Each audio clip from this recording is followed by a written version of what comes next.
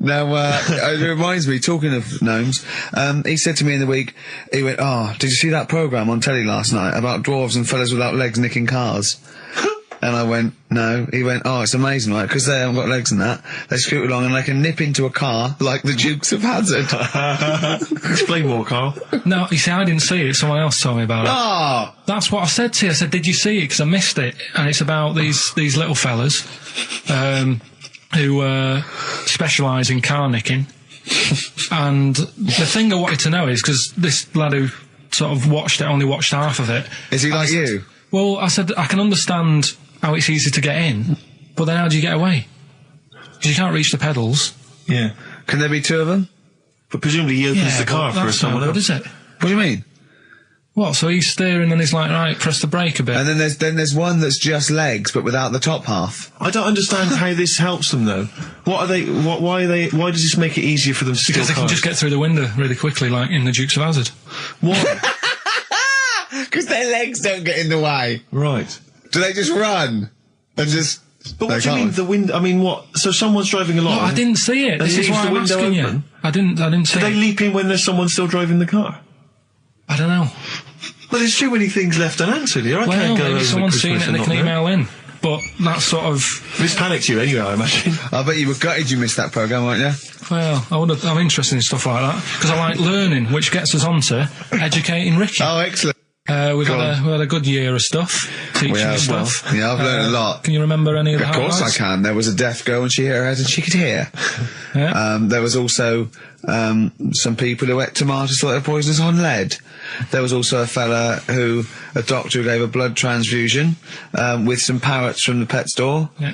Because the doctor in America, and it was the olden days when the lines were bad, said give him his parents' blood, and the doctor this side said give him some parrot's blood. So that was true, and that educated me. That was fact. What have you got for us? Well, we've only got two, because I've taught you about jellyfish today, that we need them, so we've only got two things to go at, and I give them a little headline so you remember them to make them snappy. Mm-hmm. The two headlines you've got, oh, what a catastrophe. Okay. And the second one is, well, you'd think it beat Bughead, wouldn't you? What? Well, you'd think it beat Bughead, wouldn't you? You'd think it beat... No, you'd think it be... Yeah. You'd think it'd be Buggered, wouldn't you?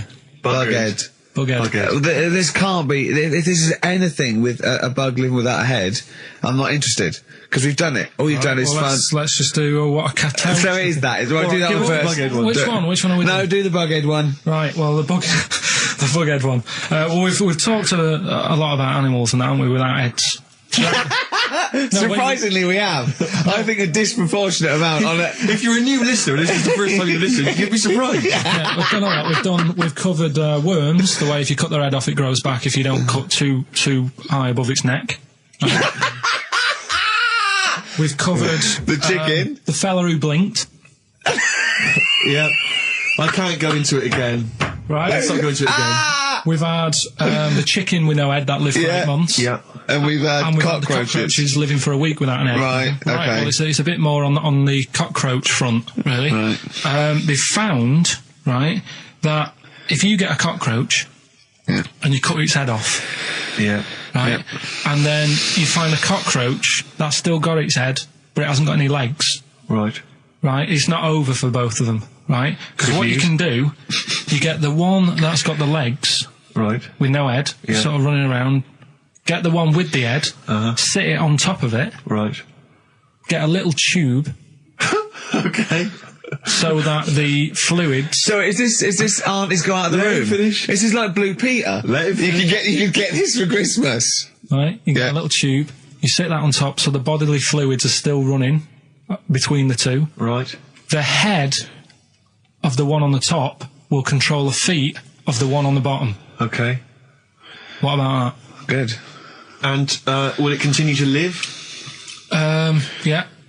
Okay, you don't know that for sure, do you? That was just a question out of the blue he wasn't expecting. Well, what do you think of that? Good, yeah, it's great. Yeah, just a primitive nervous system that can, yeah.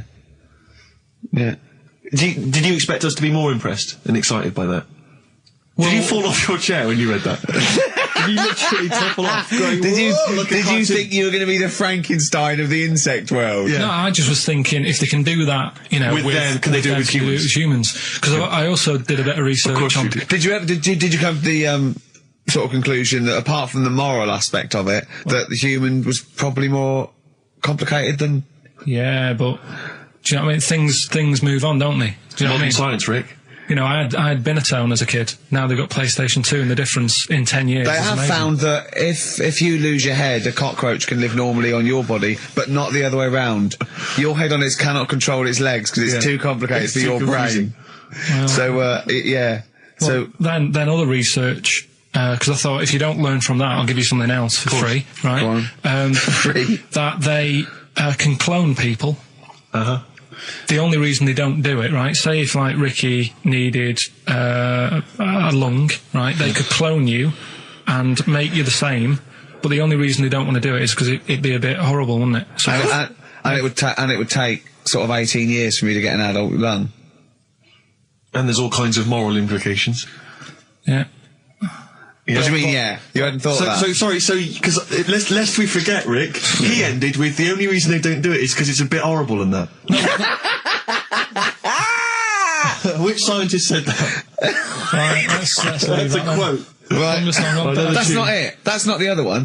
That's it. No. That was just, you know. We've got another one to come. Oh, I can't wait. The headline again? What was the headline The again? headline, oh, what a catastrophe. Looking forward to that. Mark. Yeah, a bit more Council. This is from his covers album. This is called Snowbird. God. Here's the first one. And they're not fascinating, Carl, but I'm just interested on your take, really. Yeah. What do you make of Cilla Black quitting Blind Date after her husband sent a message from beyond the grave? Are you familiar with this story? I didn't know that. What's that? She went to see a medium, and supposedly her husband passed on information through the medium, which was incredibly vague, but persuaded her to quit live on air. Well, it's about time, isn't it? If even dead people are saying, enough's enough. But I'll tell you what, though, talking about ghosts and that, do you know how I'm into them? Yeah. Right? How weird do you think this is, right? Well, it's not true. Before you say it, play a record. No, go on. Go on. Right, it's this woman. I don't even know if it's ghost, really. It's just a bit weird. Sure. Yeah, sure. There's this woman, and she's not a woman, she's a kid. Sure. Okay. Sure. She's walking down, like, a street in her area. It's a nice day and everything. Everything's normal. She's walking down, and a woman comes up, cycling past, right? The woman on the bike looks at the kid, absolutely terrified, right? Got a really scary face on her. Yeah. The kid's thinking, why is she doing that? Yeah. Right? So anyway, she thinks nothing of it, goes, you know, I think she was playing in the park or whatever, goes and has a nice day. About 15 years later... Oh, right, yeah. She's, I don't know, I think she was going to work, right, on a bike. She was riding her own bike. Riding her own bike, cycling down the road. Oh, yeah. Looks at the kid. That's the thing that happened, like, 15, 20 years ago. Right. It's her on the bike looking at her as a kid. Right. What is it? Not another child. No. So it's her. She's seen herself. What, Carl? I mean, I don't know where to start. Firstly, where's this information come from? But I mean, why do you ever? I mean, I don't know what part of that you think can be true. I mean, honest. I'm speechless. I don't know what to say. What are you talking about? Bit weird, though, isn't it? But it's not true. It didn't happen. Nothing happened like that. She said it did. Well, Who? she's wrong. Who? She said she saw herself. She saw herself as a kid, didn't she? Did she carry on riding And as an cars? adult when she was a kid. Did she stop and talk to herself, or did she ride on by and think, that's a bit weird, there's me as an 8-year-old. I won't stop, I'll be late for work. Yeah. If I'm late again, the boss said he'd be in trouble. Yeah. Oh. Well, And where is this information? Did it happen to someone you know? No. You overheard it on the bus? No, it was in the 14 Times. Ah, right. Well, Okay. that's the answer. Good. We've Okay. got to the bottom of that. Right, good. Acid. I would sort you out with some science. Brilliant. I forgot the puns in mine, didn't I? I forgot the puns. Go on. Right, so, you asked to sort of be taught some science and that last week after being taught about war, so, did some research. And, there's a few things I think we'll just cover cover one of them now. Go on. We talked a lot about hairy kids. We have discussed that a lot. I love the fact that Simon Sharma has never started a programme like that. The Jacobites. We've talked a lot about hairy kids. Go on. It's a little bit, I mean, it's not your traditional science stuff, but it's still interesting, and it's a little bit, you know, it's still... Yeah, we talk about hairy kids. We have disproportionately, honestly. I think this show's talked about hairy kids more than any other radio show. Well, it's one that... Sorry, I noticed both of you there dropped the H, or the H, or however it's I had to. So airy obviously means hairy. Hairy children, not sort of airy, kind of light-headed or... Yeah. Well, there was the case of the one who lived in China. Yeah. And... which was weird for two reasons, wasn't it? Yeah. Well, go on. One was, like, he was covered in hair. That's already weird. And the doctor sort of checked him over and said, well, yeah, he is hairy, but he's quite healthy, apart from he had a little bit of eczema and a boil. That was the main bit of the story, wasn't it? Yeah. But this one, right, we have sort of talked about it, and you weren't having any of it at the time. What? This next bit of science I'm telling you about. Go on then. Right? Remember when I told you about a lad who was living at home with his mum and dad, right? Everything's, you know, normal life, go to school, that sort of thing. Yeah. Then, I think his mum and dad had an argument, and it kicked off a bit, and he thought, I'm sick of this. It's happening all the time now. They kept having arguments, so the kid ran off into the woods. Mm-hmm. Oh. Yeah. Right? God. Now, he left, he went and ran in the woods, and he ended up living with some monkeys. Right. Right? And he thought, this isn't a bad life, you know, there's no arguments going on. Sure. He was getting on with them. And the weird thing bananas. is, this is where the science bit comes in. Oh, sure. He grew a load of hair on his body. That's not true. It's not true. It is true. It's an acquired characteristic. I bet someone will back me up on this.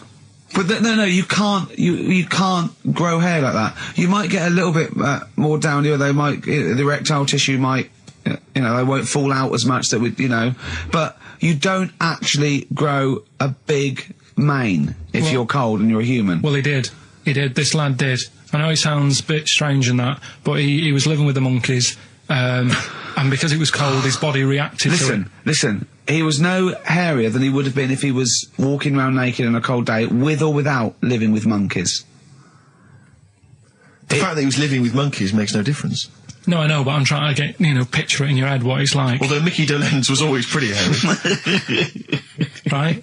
So he was living with them, and he went into town or something one day to get some food, and the people there were like, hang on a minute, that isn't a monkey.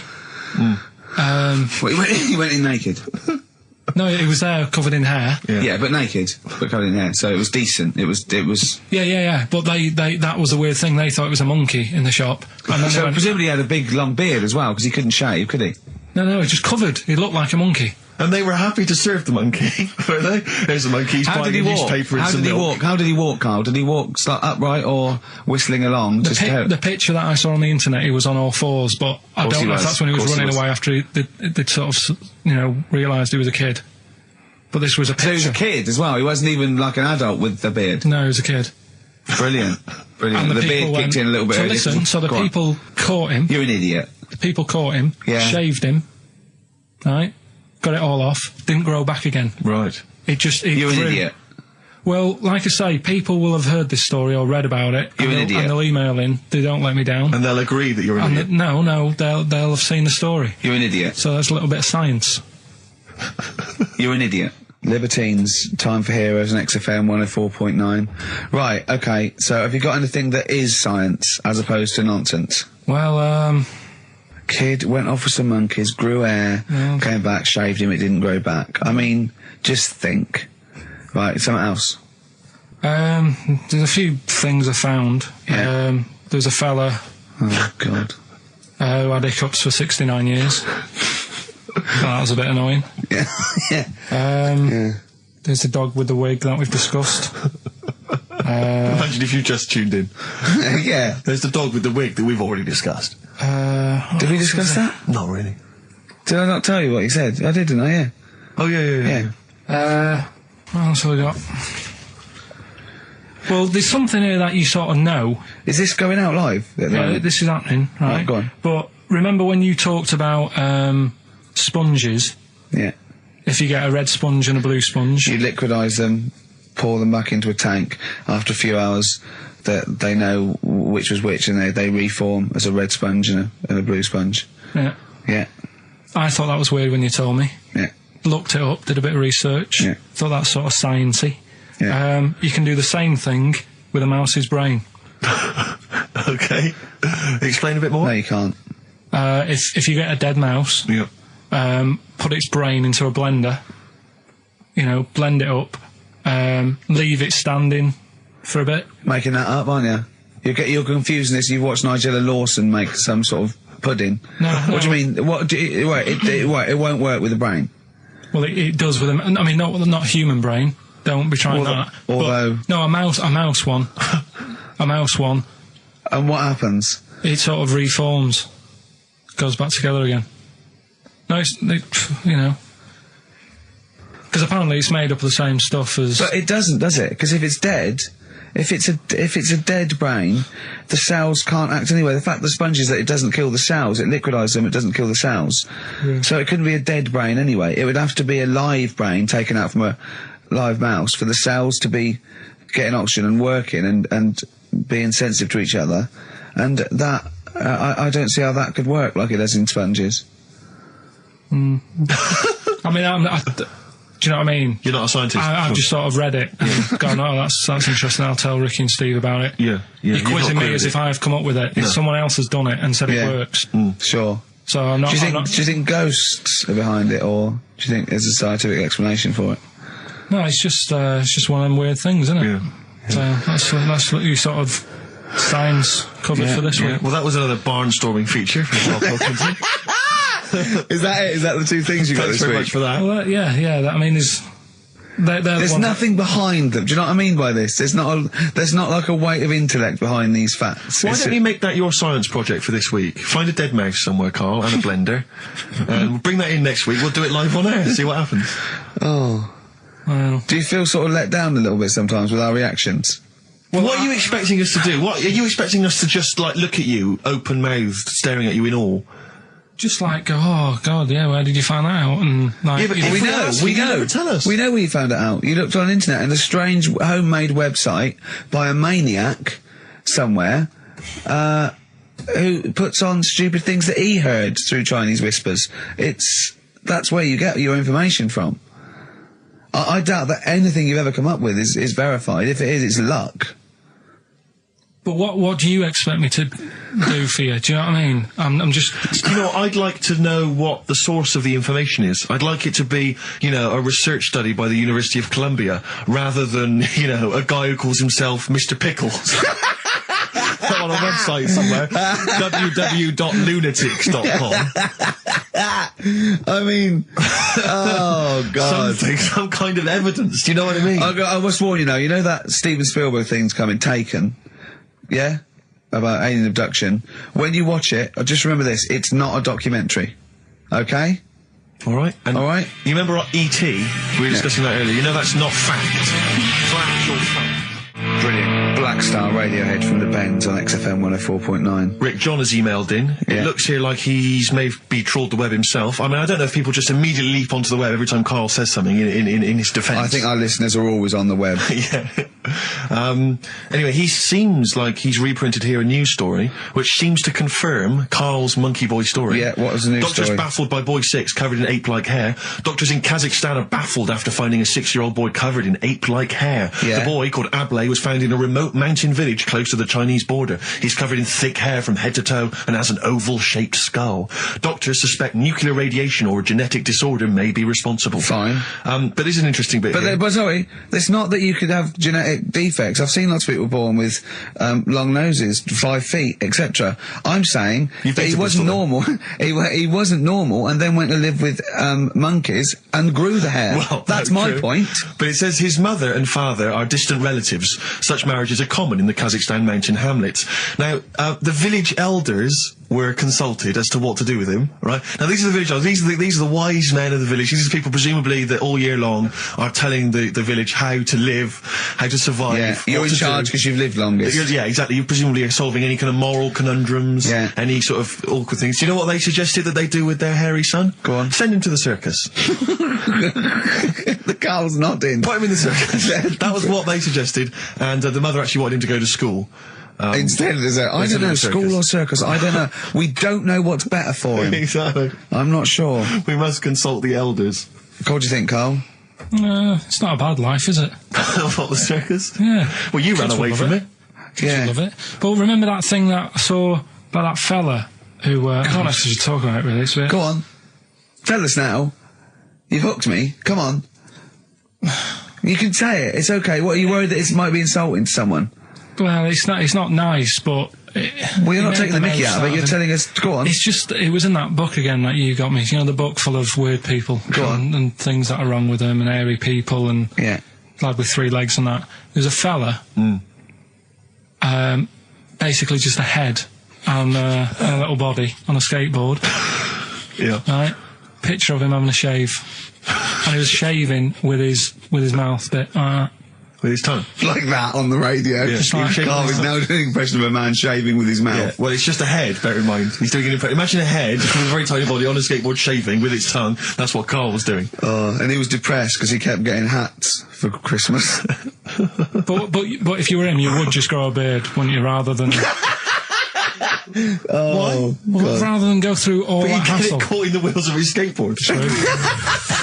For its own good. I do want to trial this new film quiz we've got because it's.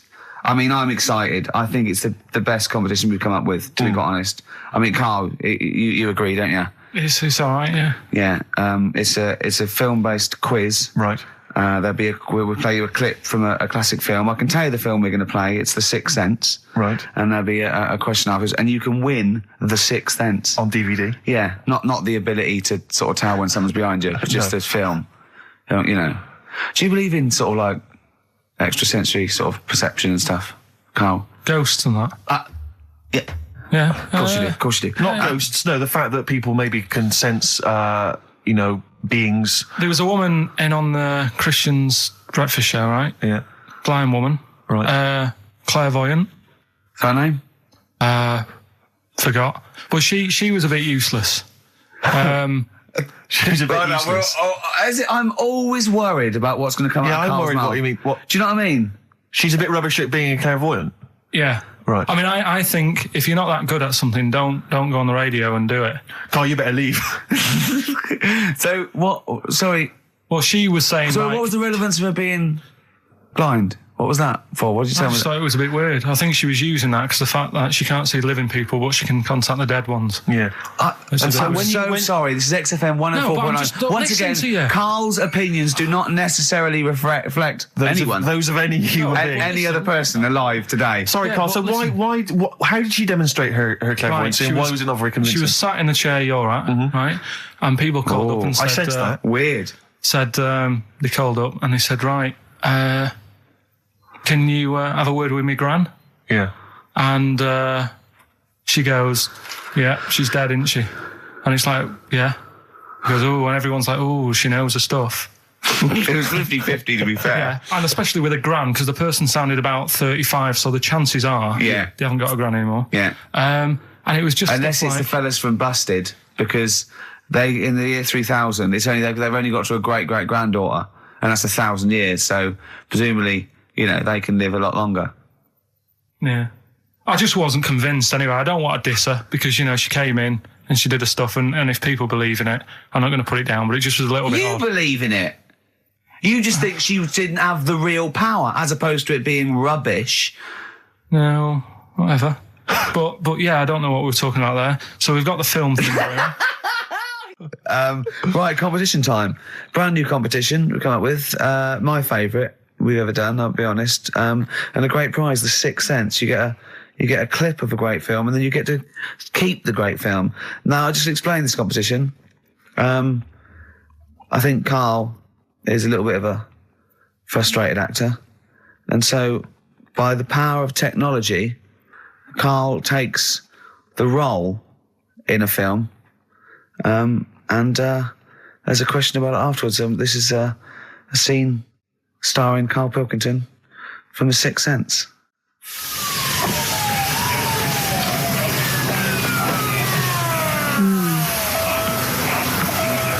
Jeez, I hope nobody got hurt.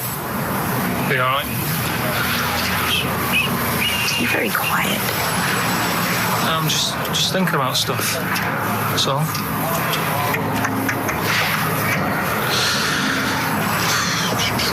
You're mad I missed the play, aren't you? A little bit annoyed, to be honest. Went down a storm playing the drums in Little Donkey, but your loss. I'd give anything to have been there. Well, you wouldn't, because you didn't. But like I say, it's your loss, isn't it? Anyway, I'm just quiet because I'm thinking about stuff, like I said. Right? I'll make a big deal out of it.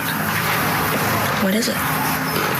Well, I was just thinking, what would happen, right, if you put a chameleon on a mirror? How would it handle that? It's a bit weird, isn't it? Oh, you're scaring me. That's scaring you. This'll scare you, right? The other day, saw two old men sat there having a Twix. You never see that, do you? Old fella having a Twix. You see ghosts, Cole? No, just the old fellas having a Twix, boy. They talk to you? No. They tell you to do things? No, because they were too busy eating, but what's that got to do? What are you looking like that for? Do you think I'm some sort of freak or something? Is that... I would never think that about you. Well... Ever. No. Got it? All right. Well, it's a very chilling scene, that. That is great. Oh, that is fantastic. It's a very spooky scene from the film The Sixth Sense. Rick, I think you've got a question. Well, yeah, I mean, Karl played it wonderfully there, the role of the child that sees weird stuff. But who played the original role? What was the name of the child actor who played the original role? It's email only, ricky.gervais@xfm.co.uk. You can win a copy of The Sixth Sense. But I think we can probably play it again later for those that missed it, or those that caught the tail end, or those that need another reminder. Yeah, you got to get your, it's 15, 20 minutes, get your answers in. We'll pick a lucky winner, and then we'll play it again, because I think Karl can go to Hollywood with some of the things I've seen there. Absolutely stunning. Absolutely stunning. Ricky.gervais@xfm.co.uk. I'm going to play a track now. We tried to play it a couple of weeks ago, but the jumped. So I got a new CD of it. It's Papa Garcia, and this is Natalie and Nusi. Letter to Hermione, David Bowie off Space Oddity album, XFM 104.9. See, I don't know where. I thought you'd sort of learnt a little bit, Karl, what is an interesting fact and what might just be a mentalist online. Do you know what I mean? Do you know what point we're making here? Why the truth is so much more even a little bit, even something that's just, mild, but is definitely the truth, is so much more interesting than just wish fulfillment of truth. To me, if it starts with there was this ghost, right, it's not interesting. You could say anything. There was this ghost that could turn custard into wine. It doesn't matter. There was this ghost that had 9 heads. Doesn't matter. Doesn't matter. There was this Carl's looking at you going, there's a ghost that can turn custard into wine. Yeah, it doesn't matter what you say after that. There's a ghost that can swallow alligators whole. The premise means it's not true to me. Do you know what I mean? It's like people say, you know what? God, right? He's incredible. I'll stop you there. The fact that he can make the earth in 7 days, well, you've lost me already. Do you know what I mean? Whereas someone says something like, a cockroach can live 5 days without a head, that's interesting. That's interesting. Right. Do you think when you die, they say, you're a ghost? This is going to amaze you. You can go and you can spook people out. Yeah. Do you like custard? Come over here. No. Well, if you don't, you don't. Do you like wine? Of course I do. Oh, you are going to love it. You're going to love me. You're going to love it. I've lost all my loved ones. Yeah. Do you see what I mean? It's what your sort of beliefs are based on. Mine are sort of on, I suppose, logic and science. And so I'm amazed by the world. And so the Iceman, why does that amaze you? What's like, ooh... Well, they found some part of our preserved past You know, it's interesting. Again, I'm amazed by anthropology and evolution. Yeah. It's just that line on its own like that, you know, they found an Iceman is great, but then it went on, and it's going on about, you know, they've had to get different people involved to find out how old it was. Because first of all, the story started off, right, an old fellow on holiday somewhere, where did they find it, in Sweden or something? And he was walking in the hills, and... He was walking? In the hills. In heels? Was he a transvestite? In the mountains. Oh, right. In the hills. Yeah. Yeah. So he's walking about, and he sees this body in the snow, and he thinks, oh. So he calls the police up, and they come and have a look, and he goes, oh yeah, it's probably a murder. So then they dig it up and find out he's got hold of a spear in his hand. Right, and he's dressed like Fred Flintstone. Yeah. Right. And they realise it's probably not a recent murder. Right. His knuckles are dragging on the floor. He's a Neanderthal man. They think, hang on, Karl Pilkington. But when they found out, hang on, it's an old thing. It's an old thing! Can it? If it was a murder recent, then you'd go, hang on, how did this happen? Who does he belong to? Yeah. Well, the chances are whoever murdered him is also dead. 5,000 years ago, probably, yeah. So leave it. Just bury it.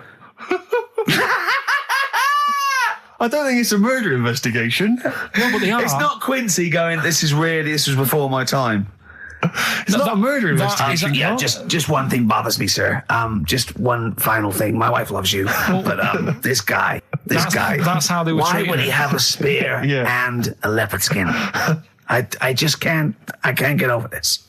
What are you talking about? That's what I'm saying. What are you saying? Right, shut up, everybody. What are you saying? You've got one chance now. You've got to ask me a question, and I will answer it the best way. But what are you saying? What is your question? Right, he probably spent a load of money. That's not a question. That's not a question. But let me tell you what I'm saying. Right, they're probably spending a load of money finding out stuff about this fella who died. And even if he wasn't murdered, he'd be dead by now anyway. So get over it. Right, 3,000 years ago he died. Right, so then they start messing about with it.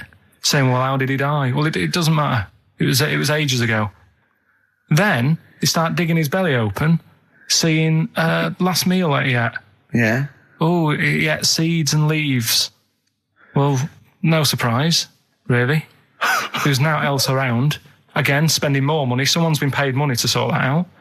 Then they bury him, and then said, hang on a minute, are you sure that he died by, like, a spear? Let's dig him up again. So they dig him up again and find some splinter or something. I don't believe they buried him. They did. Well, in some sort of fancy coffin so everyone can see him. But for me, that is more wasteful than sorting out something that's, you know, like someone who's ill. Sort something out, you know. Sorry, it's not either or.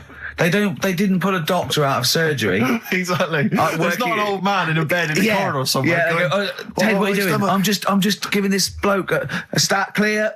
No, look, we found an old fella in a skit. Okay, you take over. It's not either or, Karl. What are you talking about? It's scientific research. But don't you see why this is fascinating? It gives us an insight into how we lived 3,000, 5,000 years ago. That's an incredible historical document. I wonder if he was your equivalent. I wonder if he was like the Karl of the time. And there's people, ghosts now through there going, oh God, I don't believe it. They've dug up Karl. They think we're all like that. Oh no, they're going into his brain now. They're looking at how his brain works. We're going to get such a bad rep. Oh, well, dear. Each to their own. If you like it, I just thought it was a bit of a waste of money. A little bit of a waste. Yeah, okay. But there you go. Anyway, we give out the answers to Rockbusters next. If we must. Yeah. It sometimes stuns me. Sometimes I'm taken aback. Do you know what I mean? But what worries me is if one day aliens do visit, I'd love and that. they come down. Yeah. But what worries me is they might bump in. What if they bump into you? What if they bump into you and they think that you represent mankind? And they go up and they start another planet. They can they say, we'll ask you 3 questions, and if you answer them correctly, we will not blow up your planet. Yeah. We'd be doomed. Well, it depends. It depends what they ask you, don't they? What if they said, right, Karl, what's the weirdest thing ever found in China? I'll say hairy Chinese kid. And they go, right. Okay, interesting. All right. What don't you see anymore? What do you see an old bloke doing? Don't see an old fella eating a Twix. Yeah. And they say, what if they asked you, what's across the road from you when you're washing up? Well, there's 3 things. So you just want one of them? No, I want all 3. You want all 3? There was a Chinese kid dancing about in his underpants. Yeah. There was a bouncer every night getting ready to go to work. And the third one, the old woman reading a book, the same book, And they Every go, night. right, your planet's saved. See, Quark back in the ship. Yeah, they are they- a superior race.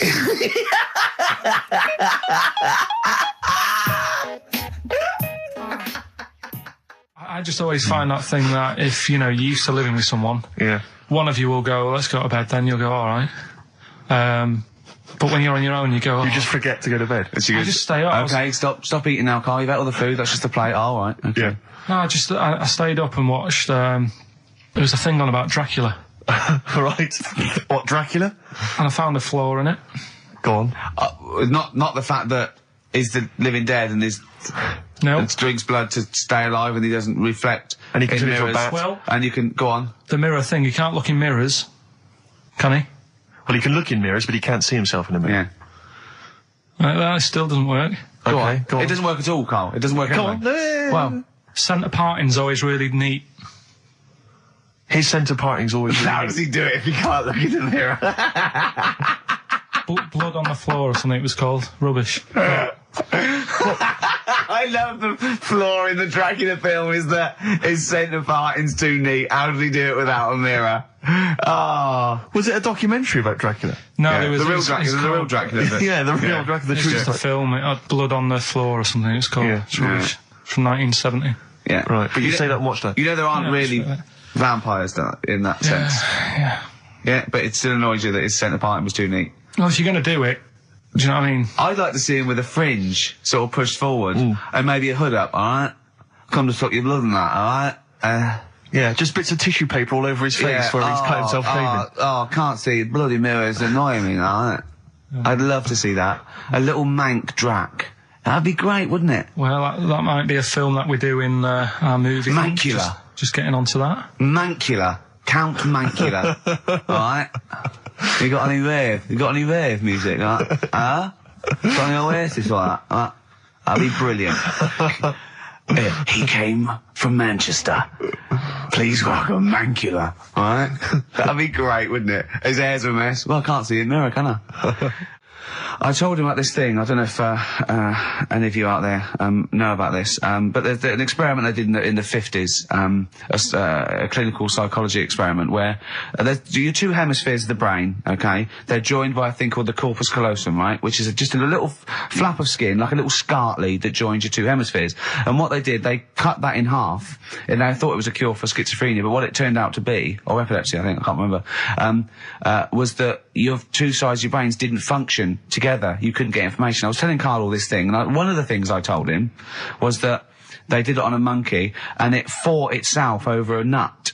Like its right arm was connected, by its left lobe of the brain, and it was fighting over itself. And Karl went, instead of like thinking this is amazing experiment, he went, would it have been happy if you'd given it two nuts? Yeah, I know. Well, you started off by explaining it, and I remember you mentioned, because I was watching the two of you as you were describing it to me, you said, of course, one side of the brain deals with symbolism, and as you said the word symbolism, I noticed Karl drift away from looking at you, pick up his mobile phone, and start pressing buttons randomly.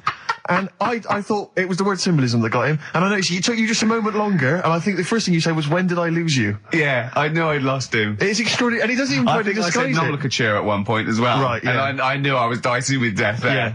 But, Yeah. but I told you tried to look it up, didn't you, on the web? You didn't find anything about Yeah, it, did the you? spelling of it's what is it again? What's the word?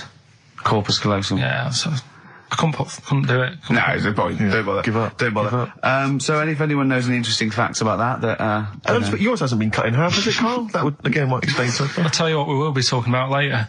I don't know if you're sort of aware of them, Steve. Go on. Bonobos. Oh, I don't know much about bonobos, I told no. him about he was looking for stuff. I said put in bonobo. He was having no luck with chimp, and they're a form of chimpanzee, but they're even closer to us, evolutionarily speaking. They've got their social groups are more like ours. They're more intelligent, and he was loving it, weren't you? So Just is it human bonobo Karl? Is that how it works on the evolutionary ladder? Chimp, Karl. Yeah. Yeah. Talking about them. So we're talking about bonobos, you're excited about that? Yeah, That's yeah. Coming up in Monkey News? No, I think it's a bit of a monkey bonus.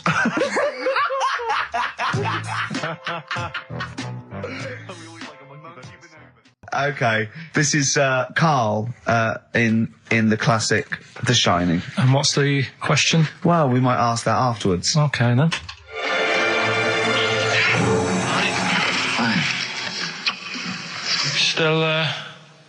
Still trying to write the book then? Yeah? Yes. Good. Funny, someone told me the other day, weird thing about a typewriter, the top row of letters, the longest word you can write is typewriter. I'll just show you. That's weird, isn't it? It's just the typewriter being... You're not in the mood, are you? You're in one of those grouchy moods again, that you get into when you're writing. I'm not being grouchy. I just want to finish my work. Yeah, it's just... She's been a bit funny, a bit offhand and that. Let me explain something to you. Go on. Whenever you come in here and interrupt me, you're breaking my concentration. You're distracting me. And it will then take me time to get back to where I was. Understand? Yeah, but I just was coming in to try and cheer you up. You know, if you...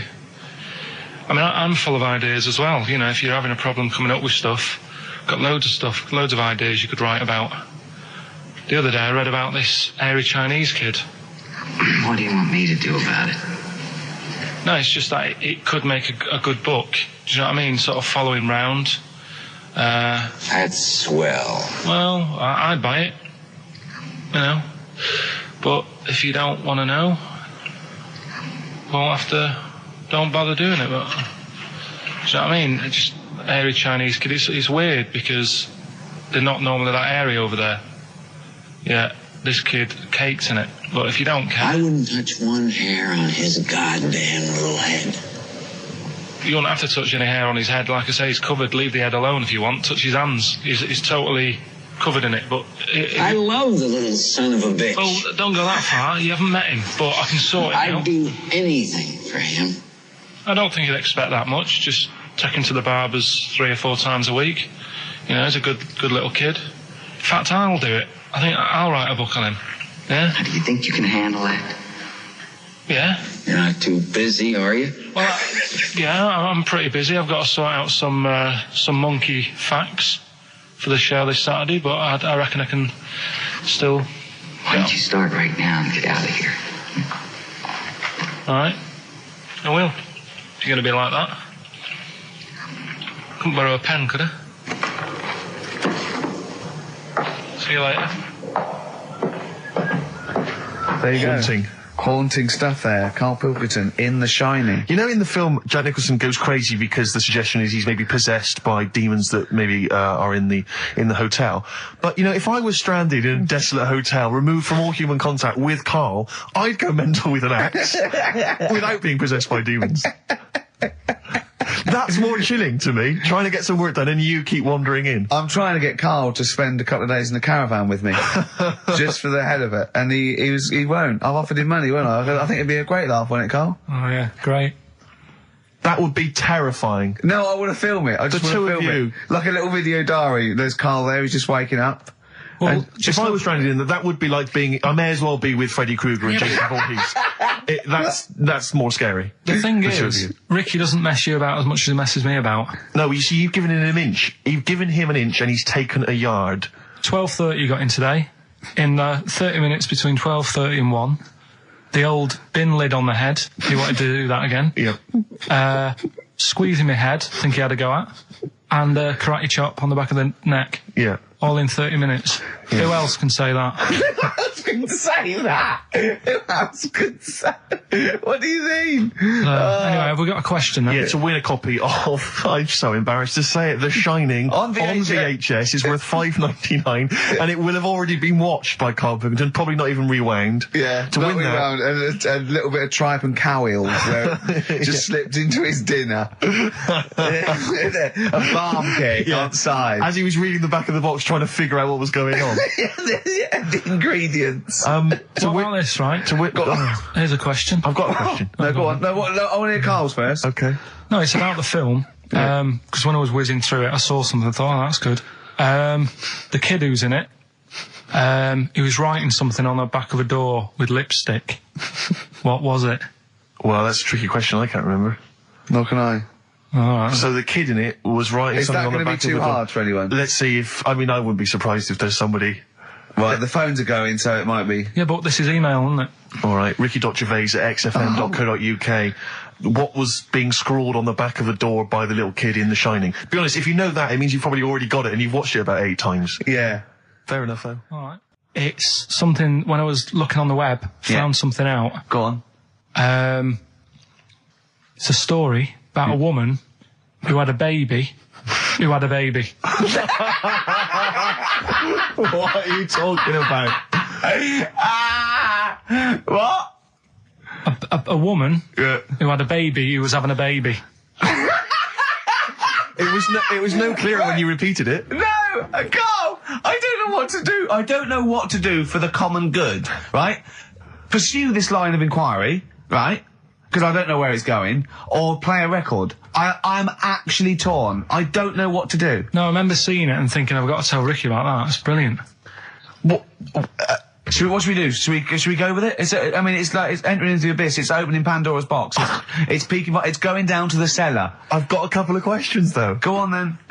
Well, come down there with me. Come down in the cellar with me. Okay, right, Carl. What? First of all, it was on the way. What do you mean? The baby was what? Had another? Was it? She didn't give birth. They didn't. The doctor didn't find her one of those set of Chinese dolls up her. Russian dolls, whatever they're called. That's what I pictured it like. Those dolls where you take the head off and there's another one in there that all look the same. But no, the story was there's a woman who's... No, don't just say it again. That's a headline. That's not a story. There was a woman who had a baby who had a baby. That's not a story. Imagine handing that in as a thesis to loads of the BMA. There you go, and read that. That's a children's rhyme. Yeah, there was a woman who had a baby who had a baby. What do you mean? So she had a baby, right? Yeah.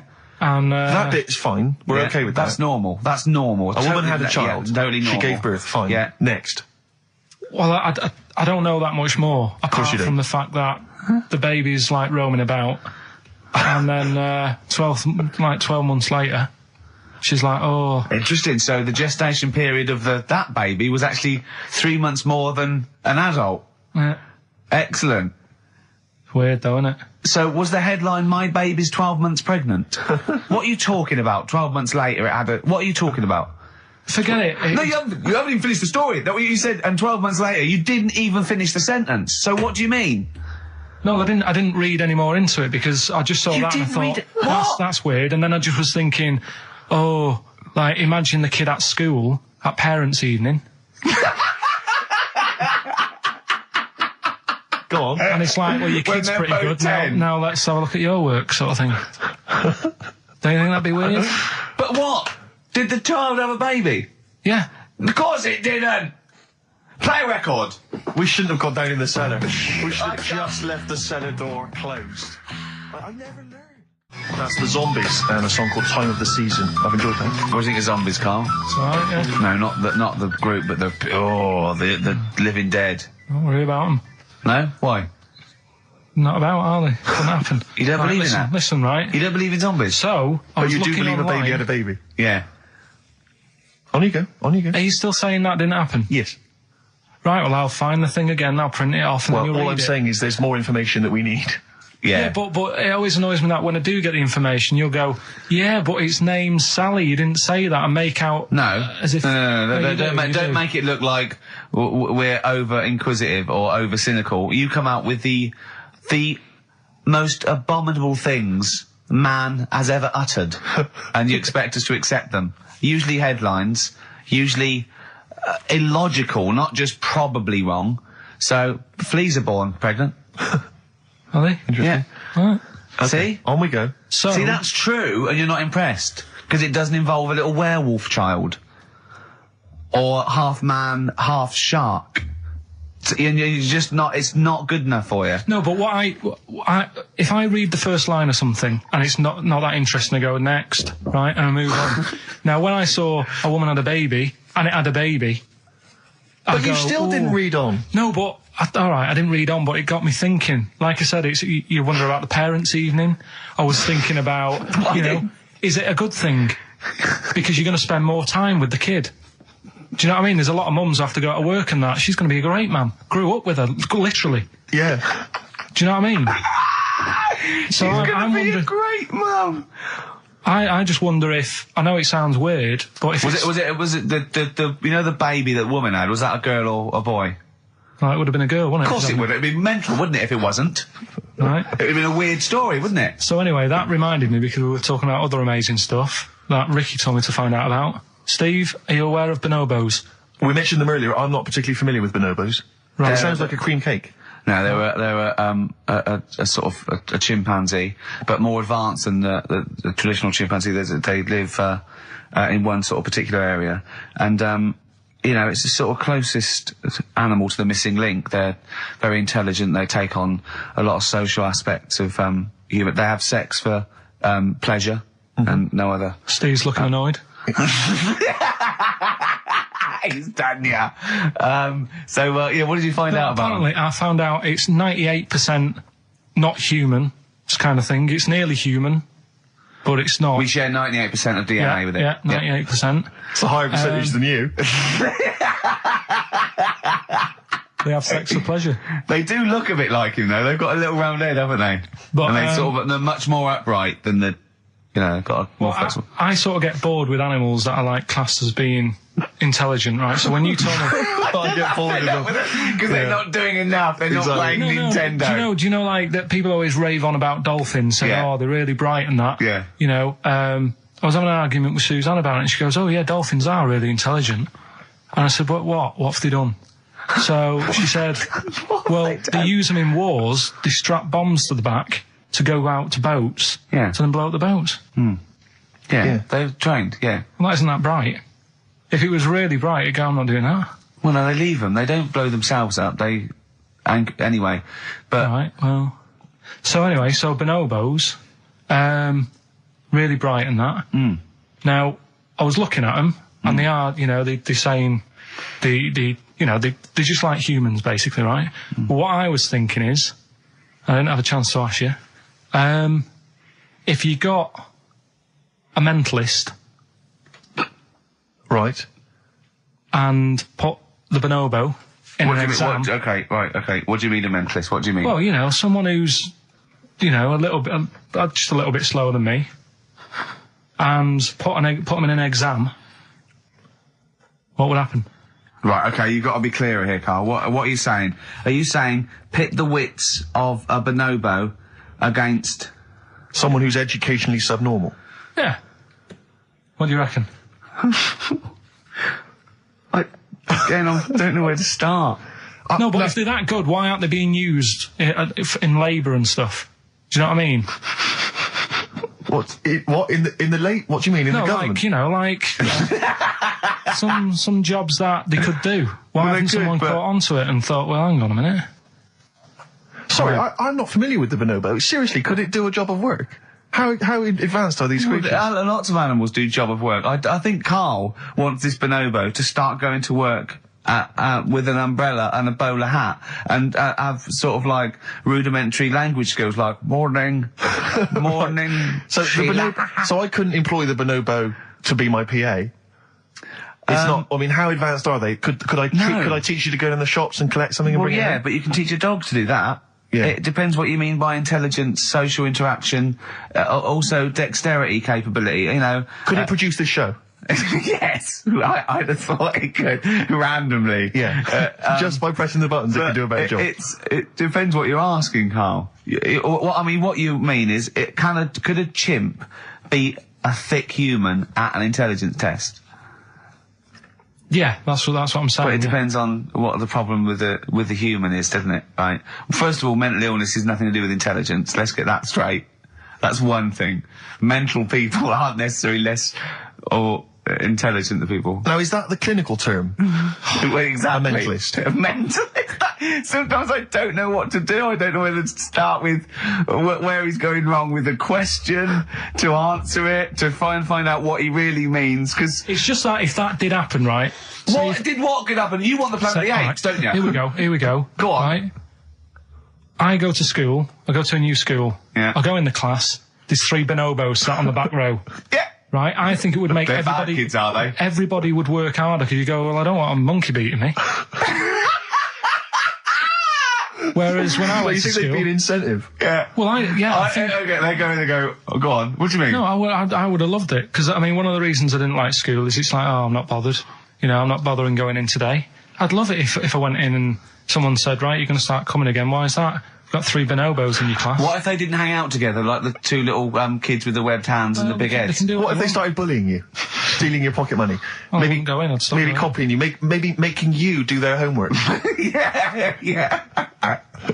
They did find out To you... be honest, it would probably be the other way round, and he'd score better. Yeah. Carl, have you been copying? Have you been copying the bonobos Have you again? been copying Boo Boo again? It'd be good though, wouldn't it? Well, it'd be great. I wish I could live in your mind for just a day. It must be great when you walk around and see things. He's been slagging you off as well, Steve. Well, go on. What's In the he saying? week, you know, he was slagging you off. I mean, in the week, I was joining in and laughing along, but now I'm thinking but now I'm thinking that you're more on my side than he is. Thanks very much, Rick. I'm glad to see you've come round. He said he was. I was in the pub with him and Johnny. All right, so there's a little audience. Good. And he went, have you seen Men in Black 2? I went, no. He said, have you, Johnny? He went, no. He went, there's a thing in it that looks just like Steve. And I went, what? He went, it's a thing, he's got really gangly arms and bulbous eyes, and it just works really fast in the Aliens registration thing. And I went, all right. I said, well, bring that up Saturday. Since he's not here, you know, what do you think of that? Well, the reason is that I think the problem I have with is this, that if I was to say things like that about Karl, I'd destroy him. He'd be a broken man after I'd finished with him. Call in, Karl, or Steve's going to say a few things about you. I'm going to get a couple of home truths out there. I can't believe it. I cannot believe it. Yeah, we were, you know, at the time I was joining it, we were having, you know, slagging you off on other things as well. Sure. But now I'm thinking, maybe maybe you were wrong. Maybe I was taking the mickey out of the wrong person behind their back. Kings of Leon, Molly's Chambers. What do you think of that, Karl? All right. There's a surprise. Another insightful remark. Steve is not a fan now. Not only does he know you've been slagging him off behind his back. No, I wasn't slagging Steve. If you get it out on DVD tonight, you'll know I'm not slagging you off. It could be your brother. I love the fact that it makes it worse, but he's thinking you're going to go, oh, he wasn't slagging me off. It does look like me. I do think I'm an alien. I love the fact that you hope Steve will go, he's got a point. It's a spitting image. Yeah. I am, seriously, Karl, I'm really angry. I'm so angry with you at the moment. You haven't seen it yet? No, I know, because I know what it's going to be, and I'm just... Why? I'm fuming. I'll tell you why I'm angry, because he doesn't do it in jest. No, but what do you think it's going to look like? What do you think this thing's going to look like? It's going to look ludicrous. It's not going to look anything like me, but he's going to pretend it does. Go on, what? Go on. No, it does look like you. Yeah, of course it does. And you looked like the Human Z. Well, you know. I mean, to be honest, you did a bit, Karl. You walk like him, you're bold like him, you got a sort of gormless face like him. Any more? I don't smoke. That does. Whoa! Well, we've got some weird stuff to talk about, though. What? Coming up later. What? Darren Brown. Oh, yeah. That was interesting. I know the fact that the track, we've just talked about him asking me nicely not to squeeze his head when people are around, and a girl who ages so quickly she should be served in odd bins, and he goes, but we've got some weird stuff coming up. That's Karl's world. Yeah. That's our song, isn't it, Karl? Leave all this misery behind. Okay, Snoop. Beautiful XFM 104.9. Gervais, Merchant, Pilkington. Karl had a treat in the week, didn't he? He couldn't believe his luck. We know Darren Brown. You know Darren Brown, the sort of magician, mind reader fella. It's more special than that. Well, called me up in town, said, do you mind if we bring along Karl? He went, pleasure. Karl's very cynical, saying, well, he won't get into my head. Yep. Great, wasn't it? It was brilliant. He went, can I ask him questions? I went, well, no, he's social. He went, I'm not coming. I went, well, he went, well, I'll ask him. I want him to know how he did that trick when he said, you got the winning ticket. I went, he's not going to tell you. He's a magician. He went, well, it's not worth it then. If I can't quiz him. But he came along. I still did, though, didn't I? Got in there with the questions that the people wanted to know about. Yeah. Yeah, go on. What did you ask him and what did you find out? I said, how do you do that? I love the fact that the first half hour, me, Steve and Darren Brown were convincing Karl that he didn't see a ghost when he was 5. Yeah. And then we got onto the tricks. Yeah. Well, it will live in my mind. He won't get inside my head. Yeah. And he got inside your head magnificently, Karl, didn't he? I mean, were you not amazed? I mean, Darren promised actually that he would come on the show in the future, and then you, the listeners, can see how he can baffle, amaze, and generally freak out. I think we should film everything that happens, right? Because it's just a waste, because you're only getting half of it when you hear what Karl has to say. Because his face... Yeah. Honestly, it says 1,000 words. Yeah. Do you know what I mean? It's just, I think we should film it and just put it on a DVD of Karl's facial expressions. This is Karl thinking he saw a ghost. Yeah. This is Karl thinking they were going to clone a man moth. Yeah. It's just different faces. So do you want to try and explain what he did and what marvelled you so much? Right, yeah. He comes in, he sits down. I'm a bit sort of... bit spooked by him straight away. Oh, you're spooked by him straight away, yeah, there's a weird thing about him. Right? So anyway, he sat there, and I'm watching him. It's because he was naked? Checking, seeing what he's, looking at and stuff. Yeah. So anyway, he gets his paper out, and I think, right, he's going to do a bit of trickery and that. And he says to me, right, write down a number and a name, right? It was between a two-digit number, and a name of anyone you know. Yeah, right. Now the thing is, I thought of the name because I was telling Steve earlier about the kid at school who I fell out with, right? Yeah. Over that girl who was called Aris, right? So that name was like in my mind, ready to go, because I didn't want to use anybody's name who I knew, sort of. Now, because maybe you've mentioned it in the past. Sure. You know what I mean? I couldn't say Suzanne. I knew Colin Makin anyway. Yeah, well, do you know what I mean? So I picked a name, yeah. Well, I thought you might have been thinking about Auntie Nora. So I picked this name, right, that you three didn't really know about, right? Number just came to mind, right? So he 42, says, right, we were never thinking of that. 42, right? Yeah. He said, right, just keep saying it over and over in your head. And I'm there, and he's saying all these sort of different numbers at me, and I'm trying to throw him off a little bit. Every time he said a number that was nothing like 42, I was sort of smiling, looking a bit nervous. Yeah. Don't know if you caught that, right? I just, all I could see was you looking sort of blank. Oh, right. So I was doing stony that. face. He picked the wrong person. When he said, let your mind go blank, you'd realise he picked on the wrong person then. Yeah. Right. So you had to squeeze his head to get it going again. I said, Darren, if in doubt, he'll be thinking of monkeys. And Darren looked at Karl and he said, were you thinking of monkeys? He said, I tried not to, and I thought of them more. Right, that's true as well. Yeah. Right. So I'm there thinking of these numbers and that, and then he said, right, let's just talk about other stuff for a bit, right? So I was like, well, I'm not going to say anything. Yeah. Right, because I don't want you to catch me out. But then when we were talking, I was trying to like knock him off track. Clever. Do you know what I mean? I wasn't. Do you know what I mean? I played a bit of hardball with him. Yeah. I was like saying, because we were talking about aliens and that as well, weren't we? And I was saying, well, they might come and land again in 2060. Clever. You know what I mean? Dropping in different numbers and that. And so doing all that, playing him at his own game. And I think I had him for a bit. On the ropes, right? So anyway, comes down to the time when he's telling me the name and the number. Yeah. And, well, he explained what he actually did. I mean, that was... He said, just think of a number at the end of it. And he said, oh, is it an I? And you went, it wasn't an I, but there is no, okay. And anyway, he got the name. Harris. Then he went and said, "Do you an extrovert?" And he wrote down these numbers. Well, he wrote down some numbers, and he said that if you're an extrovert, these are the numbers you tend to choose. If you're an introvert, these are the numbers you tend to choose. And he wrote them down, and he said, "I don't think you're really an introvert. I don't think you're this. I don't think you're that." Da, da, da. And I think he came up with the number 32, didn't he? He said to you, "You're thinking of number 32." You said to him, "No way." You couldn't believe your luck, could you, when you'd caught him out? But he said it's either 42 or 32, didn't he? Yeah. Well, no, but it was beside the point, because then he said, rather brilliantly, hang on a minute, if you just add up these numbers here, that adds up to 42. It was a magic if you add square. Up those numbers, that's 42. That's 42 across diagonally there. That box is 42. All the numbers that added up on the page, whether you go across, sideways, down, across, or whatever, always added up to 42. Yeah. Right? And you've got the name Harris, which freaks you out. It freaked me out.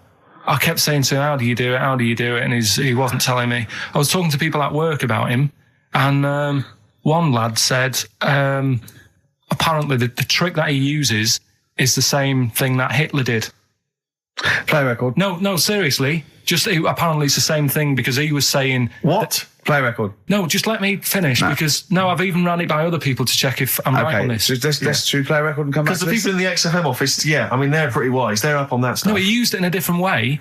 Play record. No, hang on a minute. Let me hear it. All it is power of suggestion, apparently. And when Hitler used to do his big speeches to people. Yeah. So what should we play? Come on, finish your point. Well, that's about it. Who told you that? Ian Canfield. A few different people. Right. The big thinkers out there in the what? office. the brain boxes. But anyway, right? It's because Magnus Magnuson works Sonic Show now, doesn't he? Right. Listen. Or was it Paxman? Was it James Paxman? That blew me away, right? That the fact that he got the name, he got the number. Spooky bit, right?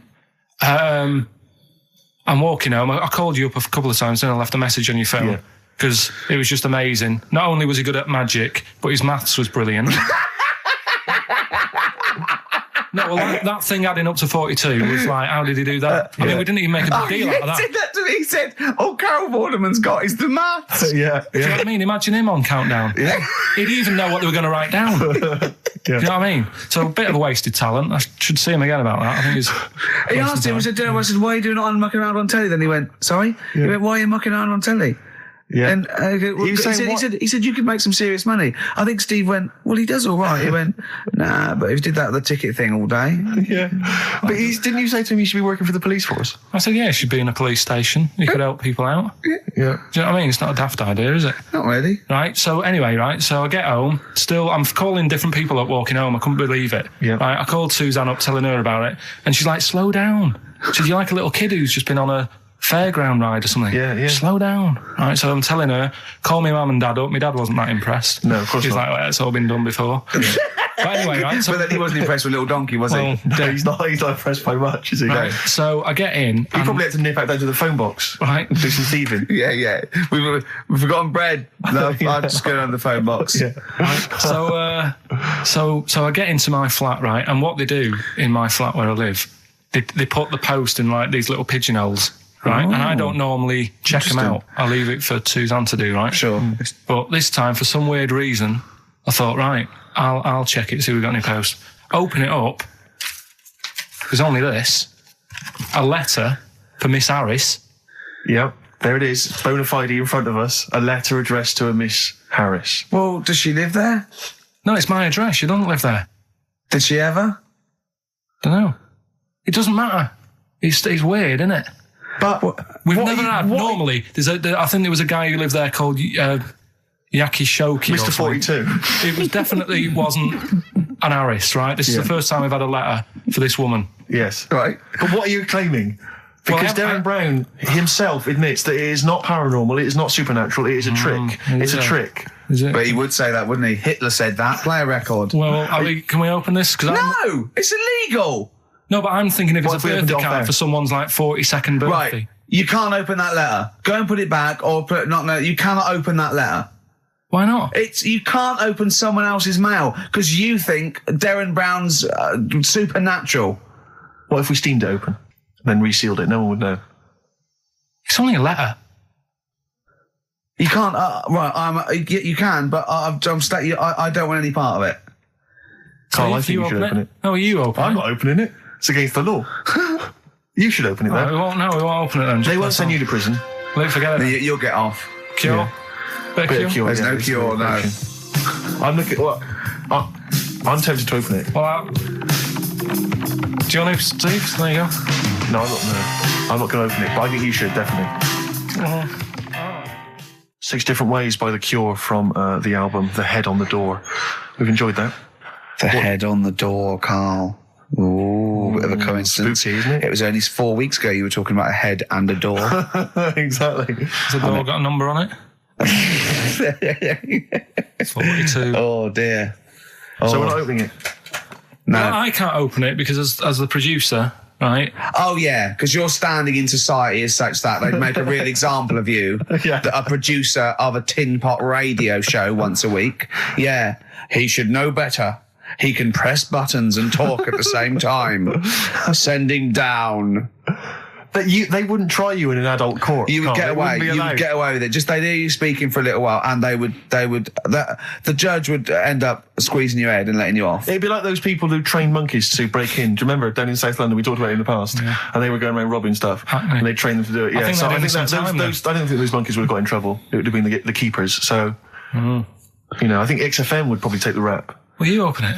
No, I can't be seen to open it. No, he's a writer-director. Exactly. So am I. I can't be seen to open it. I'll give it here then. Right, I'm having no part of this. That's against the law, but... Right, I'm having no part of it. Open it. Come on, you've started now. Right. The thing is, right, if it's important, we can say maybe she's listening. But do you need the stress? What it could be anything. What are you going to say? We're going to say, oh, and if you are listening, Mrs. Harris, you have got gonorrhea. Call the clinic. Do you know what I mean? It could be anything.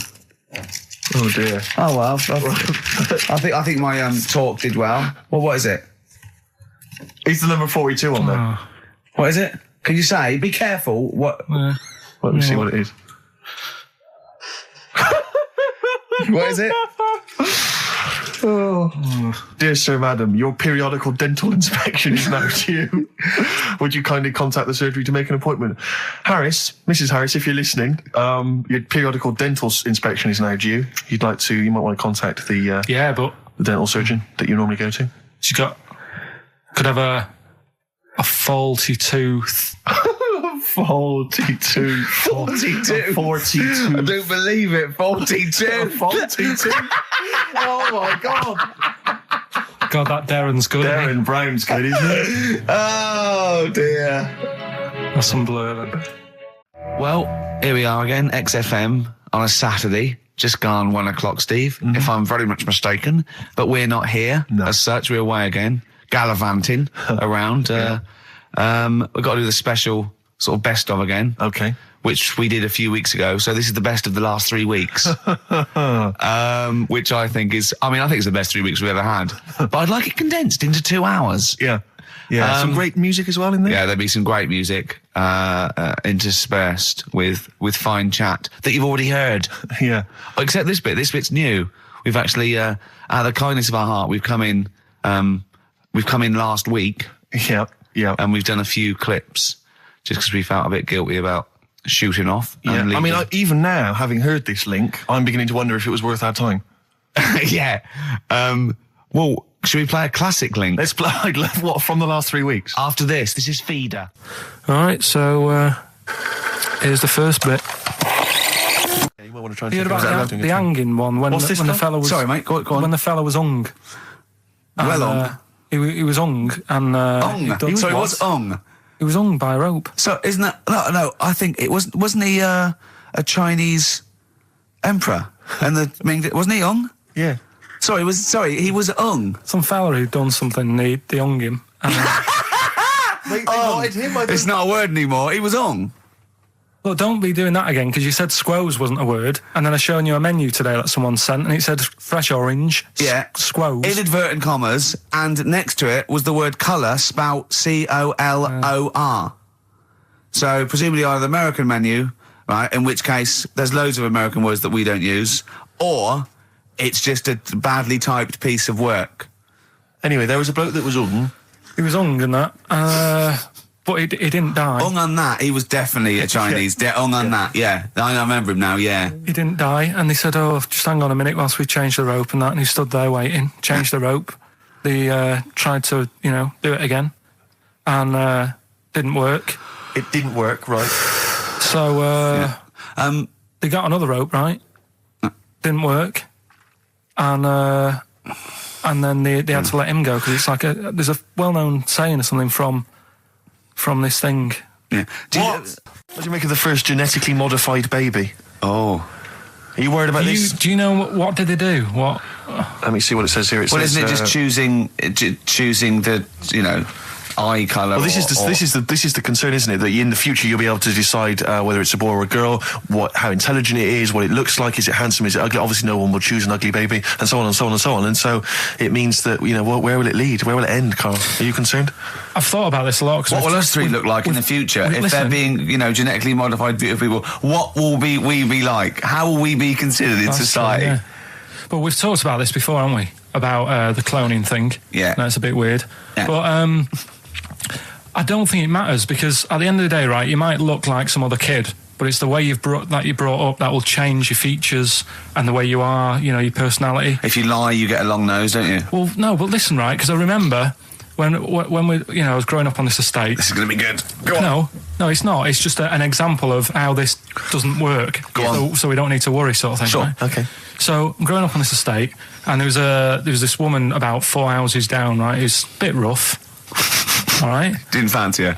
Oh God, no.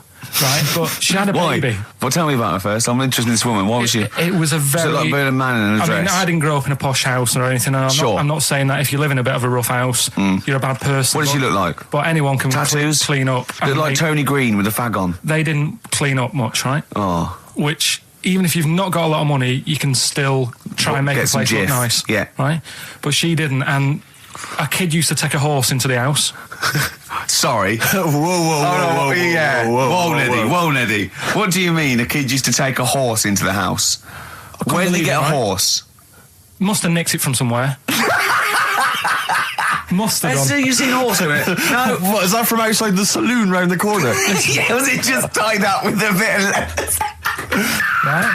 And, Oh, that's great. I'd Did been Big out. Jake come looking for it? I'd been out. Oh. Sorry, let me get this. This was before the lynching stopped or after.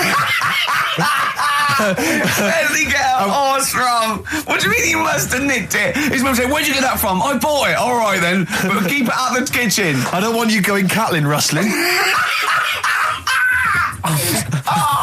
Where did he get a horse from, Carl? And how long did he have it for? Was he leading it or riding it? Mum, open the door, I can't stop. I can't stop it. Open the patio door as well. Looks like we got us a runaway. What do you mean? I don't know, but the thing is, they couldn't afford to buy one because they're not cheap. So I'm just guessing. Maybe that's wrong of me. But I think... He had a horse? Yeah, right. So that's why the family didn't have any money. They'd spend it on the horse. No, I don't think, that's what I'm saying. I don't think they would have bought it. So anyway... Yeah, it's wise to whisper, Carl, in case they're listening. Yeah. And they could be in the room next door. It's not buying it, it's keeping it as well. Oh. So I was like in the car with my dad coming into the avenue, and you used to have to drive down it to turn round. And, and you know, sort of go back to our house. You had the traditional method of transport. Yeah. And the horse was in the lounge. Reading a paper. Just like walking around. Oh God! What? And when I was doing, I tried to earn myself some money once by flogging little flowers in plastic cups. What? This is genius. It just keeps coming. What do you mean you're trying to flog little flowers? What do you mean? Wait. Let's play a record. Let's play a record and come back to this. This story's going to just unravel and unravel. It's going to go for hours. Let's play a track, deeper and deeper. It's like an onion, isn't it? We've created a whole world here where there's a man living with a horse. Just walking around the lounge. I come from the West Country. I've never heard anything like that. I just think of a big sort of like orange carpet and it's got a rediffusion telly and this horse going, I'm fed up in here. Exactly. This is really... I am not taking the rubbish out again. Yeah. Right, play a record. Let's have Velvet Underground. We've got that lined up. Oh, yeah, the classic from the first album, I'm Waiting for the Man. Let's come back to the horse in a second. Little flowers in pots. What do you mean? Carl's found love on the street before, haven't you? How's it going with your bird, Carl? Are you married? No. How long have you been out with her? 7 years. Because, I mean, you're quite a simple man. Yeah. You're sort of a simple in a nice way. I mean, you're like Helen from Big Brother. Yeah, you're sort of nice enough, but I look normal. Well, yeah, you sort of do. But you could be one of those that just suddenly go mental with a pen. Yeah, do you know just what I mean? Stab people through the eyes. Yeah, you sort of look normal. But if I wouldn't really want to wind you up to a point of frenzy. How did you meet your girlfriend? Through work. What, through her work? What, you phoned up and said... We worked at the same place. Oh, you're right. Yeah. You're quite an enigma, aren't you? Could you give us more on that? At work. You met her at work. What, she came in selling sandwiches? She was going through the bins outside. What do you mean you met her Why at are you work? having an attack on me? You're the one who's sad and lonely. Oh, he's done you again. Yeah, but what I thought was interesting was I just scratched at him and he just went mental. Yeah, no, it's like a bear caught in a trap. It's funny, isn't it? You'll never learn. No, I was just interested to find out what the story was, because it might be a really romantic story. Well, it's not. All right, jeez. I mean, the fact he doesn't want to talk about his love affair. I was thinking about you in the week, and like... Does it worry you? I mean, you sort of joke about it now, and we're talking about it in the office, you know, like, oh, is Steve really touchy about the way he looks? And, oh, what's this? Where's that come from? He's done it again. He's done you again. I was walking home the other night, and I was thinking about it, And do you worry that when you're old you will be on your own? You did start it though, didn't you? Well, Karl, I'm glad you brought this up. because I mean, for me, you know, a lightweight, frothy entertainment show on XFM on a Saturday afternoon is exactly the place where I want to discuss the desperate, lonely future that's inevitably coming my way. Oh, God. I'll tell you what will cheer you up and forget all that. A bit of Embrace. Oh, one of the most hated bands. Placebo, Bitter End on XFM 104.9. This is pre-recorded. We recorded this a couple of weeks ago, before Christmas. I hope you had a great Christmas. If you didn't, not our fault, really, is it? Nothing to do with us. Wouldn't have thought we'd have. We're well over time because we've got plenty of cash now, thanks to a lot of you who probably bought the Office DVD. Yeah. Probably got and that if you in haven't stock yet, and you've maybe got vouchers or money, still available. Still there in the shops. Still available. You can still make it the best-selling DVD of all time. Please. Please do. Yeah. Please do. I'll tell you what you want to hear then before you make your mind up. I'll tell you what, if you like this next clip, go and buy the Office DVD. I think you will. It's a brilliant clip. It's the one where we talk about, well, it is self-explanatory. Yeah. That blew me away, right? That the fact that he got the name, he got the number. Spooky bit, right? I'm walking home. I called you up a couple of times and I left a message on your phone because it was just amazing. Not only was he good at magic, but his maths was brilliant. No, well, that thing adding up to 42 was like, how did he do that? I mean, we didn't even make a big deal out of that. He said that to me. He said, all Carol Vorderman's got is the maths. Do you know what I mean? Imagine him on Countdown. Yeah. He'd even know what they were going to write down. Do you know what I mean? So a bit of a wasted talent. I should see him again about that. I think he's... Right. So I get into my flat, right, and what they do in my flat where I live, they put the post in like these little pigeonholes. Right, and I don't normally check them out. I leave it for Suzanne to do, right? Sure. But this time, for some weird reason, I thought, right, I'll check it, see if we've got any post. Open it up. There's only this. A letter for Miss Harris. Yep, there it is. Bona fide in front of us. A letter addressed to a Miss Harris. Well, does she live there? No, it's my address. She doesn't live there. Did she ever? Don't know. It doesn't matter. It's weird, isn't it? But we've never had. Normally, I think there was a guy who lived there called Yaki Shoki. Mr. 42. It was definitely wasn't an Harris, right? This is the first time we've had a letter for this woman. Yes. Right. But what are you claiming? Because Darren Brown himself admits that it is not paranormal, it is not supernatural, it is a trick. It's a trick. Is it? But he would say that, wouldn't he? Hitler said that. Play a record. Well, can we open this? No! It's illegal! No, but I'm thinking if it's a birthday card for someone's like 42nd birthday. Right. You can't open that letter. Go and put it back or put you cannot open that letter. Why not?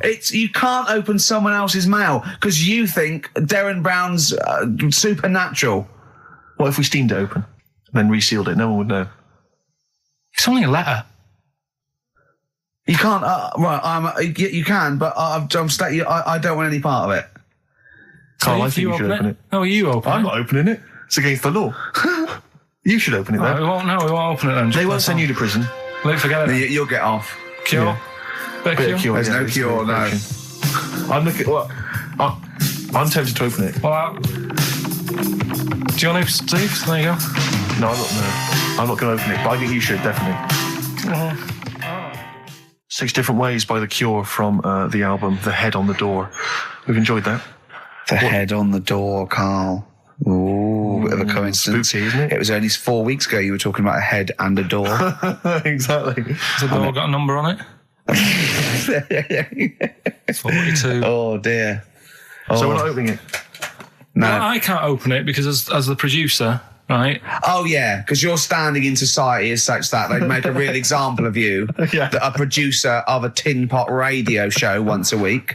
Yeah, he should know better. He can press buttons and talk at the same time. Sending down. But they wouldn't try you in an adult court. You would get away. You would get away with it. Just they'd hear you speaking for a little while, and the judge would end up squeezing your head and letting you off. It'd be like those people who train monkeys to break in. Do you remember down in South London? We talked about it in the past, and they were going around robbing stuff, and they trained them to do it. Yeah, I don't think those monkeys would have got in trouble. It would have been the keepers. So, I think XFM would probably take the rap. Will you open it? No, I can't be seen to open it. No, he's a writer-director. Exactly. So am I. I can't be seen to open it. I'll give it here then. Right, I'm having no part of this. That's against the law, but... Right, I'm having no part of it. Open it. Come on, you've started now. Right. The thing is, right, if it's important, we can say maybe she's listening. But do you need the stress? What it could be anything. What are you going to say? We're going to say, oh, and if you are listening, Mrs. Harris, you have got gonorrhea. Call the clinic. Do you know what I mean? It could be anything. Oh dear. Oh well. I think my talk did well. Well, what is it? It's the number 42 on there. What is it? Can you say? Be careful. What? Let me see what it is. What is it? Dear Sir, Madam, your periodical dental inspection is now due. Would you kindly contact the surgery to make an appointment? Harris, Mrs. Harris, if you're listening, your periodical dental inspection is now due. You might want to contact the dental surgeon that you normally go to. She could have a faulty tooth. 42. 42. 42. I don't believe it. 42. 42. Oh my God. God, that Darren's good. Darren Brown's good, isn't it? Oh dear.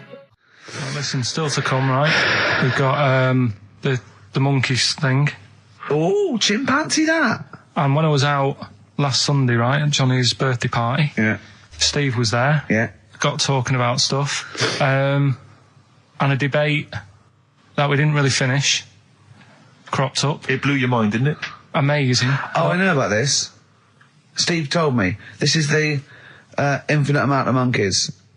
Or a monkey with a typewriter and an infinite amount of time would eventually come up with the works of Shakespeare.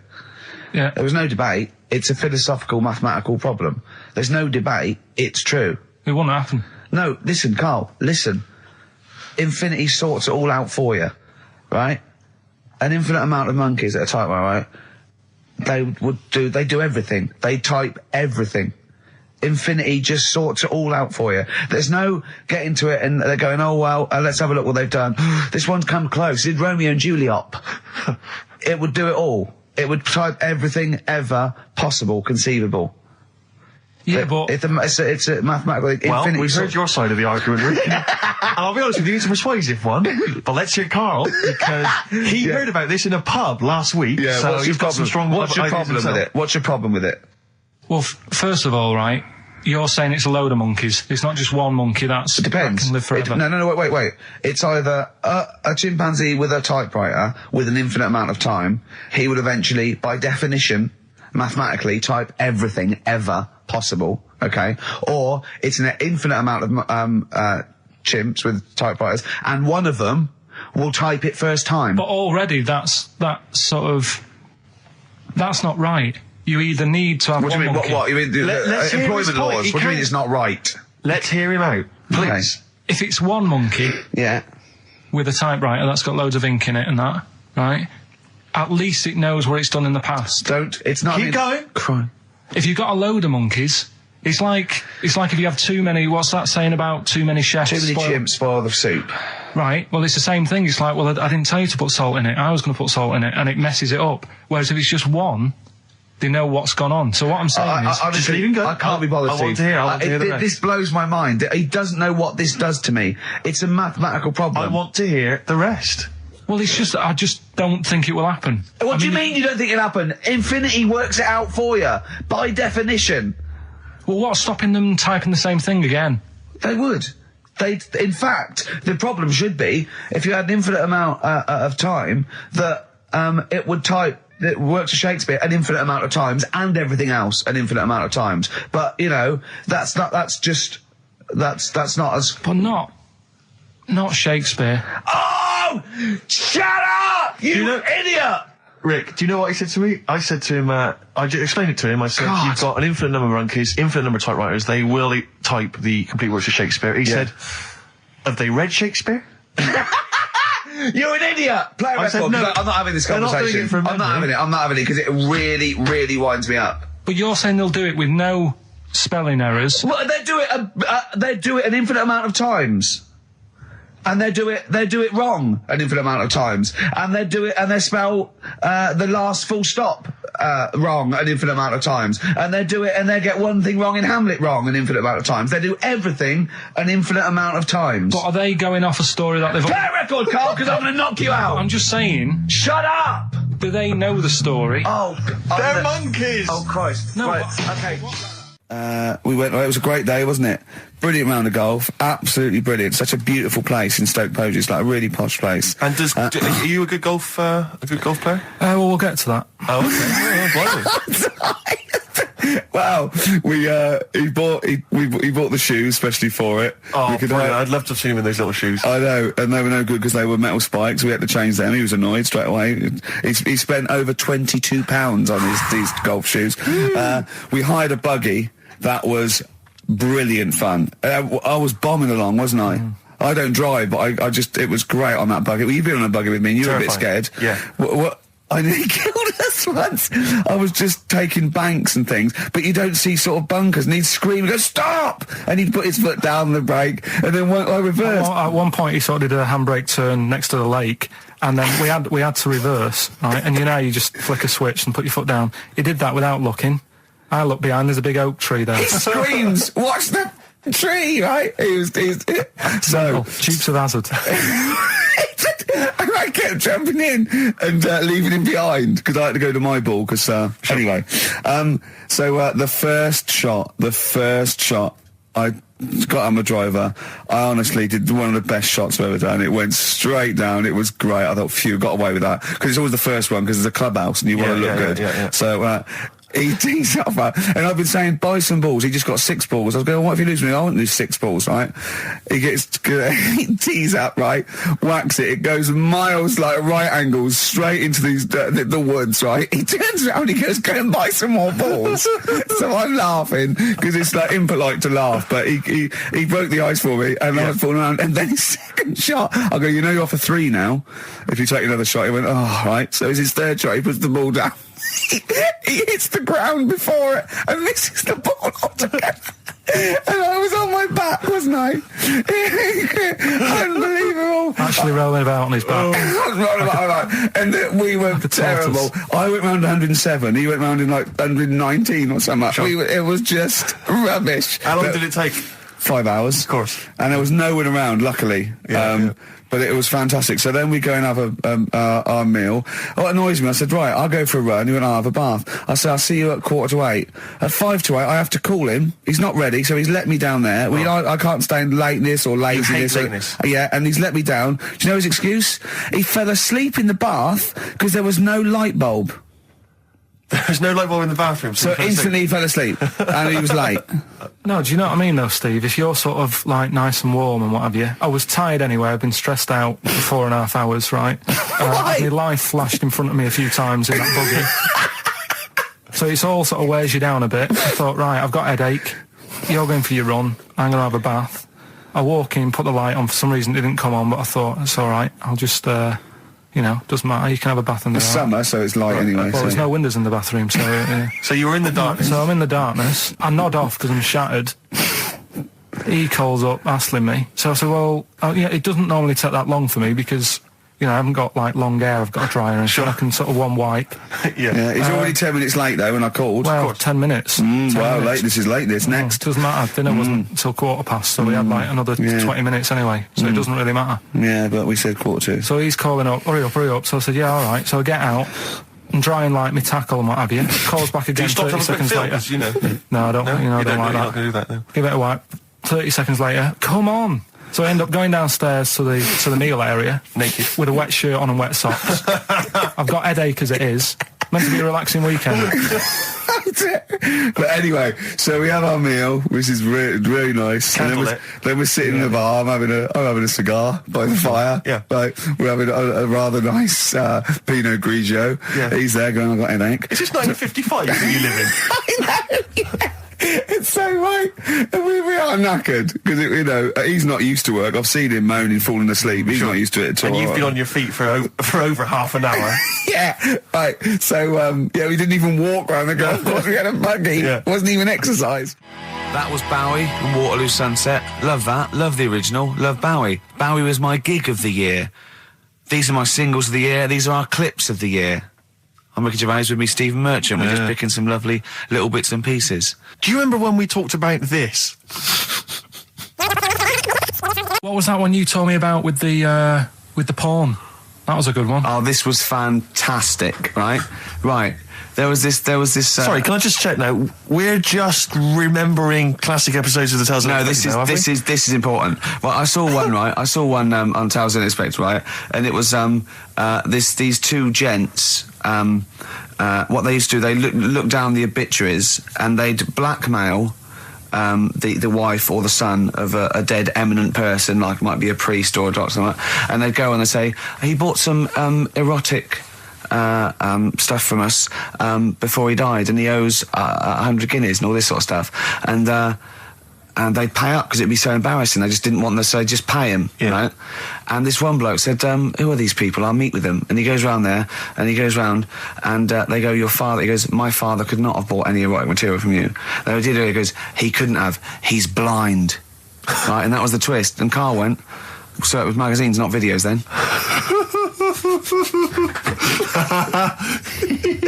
Yeah. Now think about it, Steve. Is that so stupid? Well, presumably it was set in olden times because people, professional pornographers don't tend to call it, erotic material. Yeah. They tend to call it, juicy jugs or whatever. But more than that, I don't understand how a video is going to be any use to a blind person either. I know that you can hear the sound, Karl. Look at him nodding like he's caught me out. Yeah, what sound were you hear? Do. Your meter needs looking at? Yes. Cut. What's then? What's that? Then it's just noises, isn't occasional groans. Yeah. Right. You could listen through the wall at your neighbours. He does. I mean, that's why I save a lot of money. But I thought you were going to point out, Karl, that they could have had a Braille porno. Now, have you thought of that? Look, feel the lumps on that. Exactly. Think about it, Karl. Think about it. You're excited now. Yeah. Your girlfriend's away, Karl. Yeah, but she's great as only under the cupboard. No, she's a good-looking lady. Yeah. 3 holidays Karl's had last year. Yeah. I'd love to have 3 holidays. You've got to start putting the work in there. I had 2 holidays, though. No, you had 3 holidays.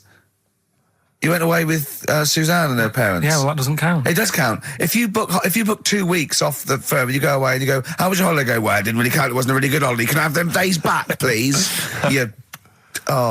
My New Year's resolution is to be nicer to you, but well done, sense. You've already broken that. No, but talk sense. Talk sense. You've had 3 holidays this year, and I'm just saying, you're in your 30s now, and 30s is when you should be really putting the work in. That's true enough. To reap the benefits in your 40s, 50s, 60s, 70s, 80s, 90s, and 100. Karl, what's your New Year resolution? What about think before you speak? It's worth... See, I'm allowed to laugh. I'm allowed to laugh at things other people say, Karl. That one... that is a good suggestion. How was your holiday, Karl? It was all right. Right, brilliant. But that, I don't see, on the ratio of good to bad in Karl's mind, that might be amazing, because we never hear him singing the praises of anything. I'll tell you what, can we have, a cracking little tune, and then come back and hear about Karl's holiday? I'd love to do that. Let's keep it tight. Love to Tear Us Apart by Joy Division. Now, I can't put my finger on it, but that doesn't sound like the original, and it's off a compilation. It sounded a bit fast. I think the vocal was slightly different. If anyone can, put me out of misery, I think it might be in a session of the time or something. Karl, is it a New Year resolution for you? Another one. Maybe when we ask you to get a song, get the original single version. I could be wrong, not some but obscure session. Yeah, it does seem different, doesn't it? Very odd. Yeah. Maybe we just remember it wrongly. But anyway, that's XFM for you. 104.9. I'm Ricky Gervais with me, Steve Merchant. Karl Pilkington. Karl, you went to Lanzarote. Yeah. People said don't go to Lanzarote. They told you it was Lanzarote. They told you, were they right or wrong? You were right, yeah. Really? Yeah, it's a bit ropey, yeah. Is it? Why? Just, out there. If it wasn't for the volcano they had, it'd been knackered. That's their big draw, is it? That's it, basically. That's all they've got going for them. When you landed, was it really hot? Were you quite excited? You were thinking this is okay? It was warm. It's, we can't complain about the weather. The weather was all right. Sure. You know what I mean? That's what I went for, but it'd be nice if there just was something else. Yeah. What did you do all day then? Did you read your ritual book? No, I didn't read that. I read that book. Do you know the book that I bought and all the chapters were messed up? Oh, yeah. I bought a better version of that. All right. And I read that. Excellent. And then... Did it make more sense in order? Yeah, a lot easier to follow. Yeah. And then we went and had a look at the volcanoes and that. They've got 36 of them to look at. How many did you look at before you realised that pretty much, you've seen one volcano, you've seen them all? Probably about 6 or 7. Really? Yeah. And then when you got to the 8th, you thought, now I know what this is going to be, Suzanne. This is going to be like a mountain with a hole in the top. Yeah. Really? But it happened years ago as well. It's like, just keep a couple, fill the rest in, tidy it up. Fill the rest in! Yeah, no, Well, getting some builders. No, seriously though. Okay, 4 million tons of concrete, please. They're an absolute death trap. Yeah, what do you mean fill them in? Do you know what a volcano is? It's just a hole, isn't it? That's happened. Well, it's more than the hole. It's more a portal to the magma in the centre of the Earth. Back in 1730 it happened, and they still haven't sorted it out. Well, when you say it happened, volcanoes were made a lot longer ago than 1730. No, but the one that did Lanzarote, right. Sort it out. What would you suggest? Well, How tidy can it they up. fill it in? It's joined. It's all joined. No, but what I'm And saying is, it was the a- big it was- plates of the Earth are all joined. It All was the a disaster, magma's wasn't it? joined. With the trade centre thing, that happened. They cleaned it up, sorted it out, they've moved on. That's what I'm saying. Whereas Lanzarote have just gone, leave it. It happened back in 1730. You misunderstand me. How, in the name of God, can you fill in a volcano? You ignorant twit. No, but it's not just the holes. They've actually left the lava everywhere. That's what I mean. It's not just the big holes. There's lava everywhere. But it's molten rock. They can't just pick it up like they're like a carpet. Put it in the holes. The holes are there ready. Just push it all in. That's what I'm saying. Right, we've got who's that on the line? It's Rob. Rob, and are you a doctor? I'm a final year medical student. I'll be a doctor in 2 months, touch wood. That's close enough, isn't it? Yeah. Excellent. So, where do you study? Do you want to give more details, or do you want to remain anonymous as you're calling in to I study at Barts Hospital. All right, great. So, why do GPs sometimes put their finger up a man's anus? To see what's there. If you've got hemorrhoids, if you've got an enlarged prostate, it's either that or they stick up a big tube and have a look up with a light. What? And it's easier to do that.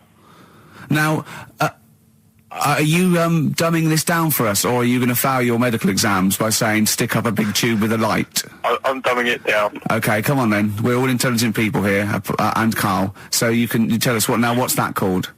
It's called a sigmoidoscope. Right. Nice. That was a clever test, wasn't it, Rick? 12-inch long. Yeah. 12-inch long tube that they can put up there. So, Karl, would you prefer that or a finger? Well, so do they sort of do the finger first, and then, I mean, at what point do they say, hang on, we need a light here? I mean... It's normally if there's something wrong. But, so if I go then, say if I go to this well-known clinic, right, and they go, yeah, the art's good and that, yeah, finger, there you go, and then they go, hang on, I'm going to go and get me light and tube. I could start worrying them because they've sort of found something. And they're not likely to go straight in with the tube. They'll probably send you off some tests first. Well, Karl, there's nothing... Hospital. But you go to these places to put your mind at rest and to know where you are with your health. I mean, it's not that you go along... That's what most people worry about. They think that because I'll go along and they'll find something. Well, one, that's illogical. It doesn't heighten the fact they'll find something because you go along. And two, if they do find something, it's a good job you went along. I mean, I'm a hypocrite because I don't go to the doctor. But, I've had that Karl, done. you should be concerned if, when they shine the little light in your ear, it comes out the other side of your ear. No, the other ear comes right out the other side. That's when you should be worried. But Rob, right, you said then, if they find something, they send me off for some tests. Why can't I just have the test without that and cut out the middleman? Do you know what I mean? Because you're wasting lots of money. There's hundreds of tests they could do, and they could do every test, and they could all come back with nothing, or they could do the finger up there and send you for the 3 tests you need to find out what's wrong with you. But in this day and age, with all the technology and that, and like brainy doctors and all that, the only way to find out is sticking a finger up there. What are you worried about, Karl? Is it fundamentally that this doctor who's has done 6 years medical training, is it embarrassing to have a man's finger up your ass? I just don't understand how you can get round to that without... But what don't you like? Is it fundamentally you don't like anything up your ass, or is it the fact that it's a man's finger up there? I don't like going to the doctors. It makes me nervous, because I think if anyone searches you long enough, they're going to find a fault with you, right? And especially if they're going that far into you. They're going to find something. And probably not. Well, you know, I just don't... I don't know how to get round to that sort of... that point where you get a... What do you talk to the doctor about? And he's like, all right, nice day. Strap your trousers. He goes, I'm just gonna... He says, I'm gonna just, Most people just shut up and let you do it, and then breathe a sigh of relief when you say there's nothing there. Yeah. But is that at the end of the test, or is that the first thing he does? It's the last thing.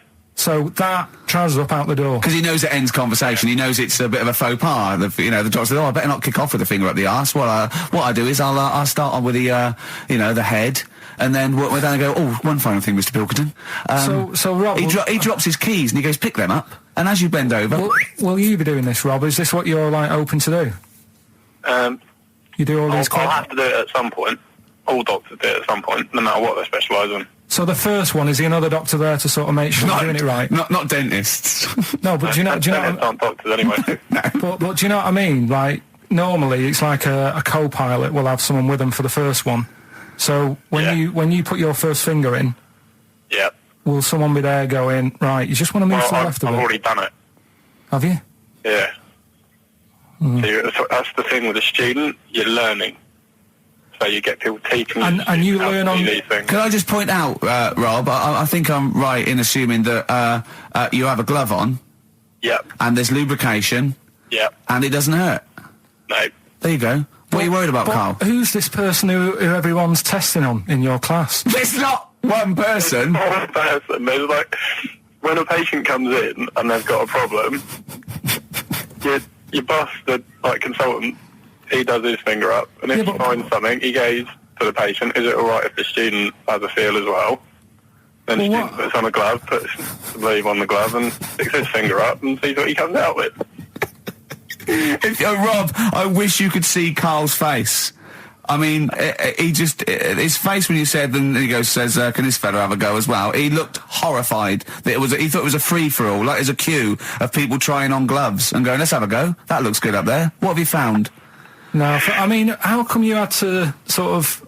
Is it not something you could test on yourself rather than waiting for other people to come in? Because then, you know... It's an awkward position to get to, really, isn't it? Well, but you can have a good rummage then without feeling too awkward, but to sort of have a go on your first patient when you don't really know what you're looking for anyway. Do you know what I mean? Never really thought about it. Because you don't... If you've never done it before... You pop your finger in there, and you've got to sort of look. You've got to have an expression on your face, like you know what you're finding. Well, they can't see what you look. They can't see your face. There. You got the big boss consultant man going, now move your finger there, and you'll probably feel this. But he's just done it. He knows what's there.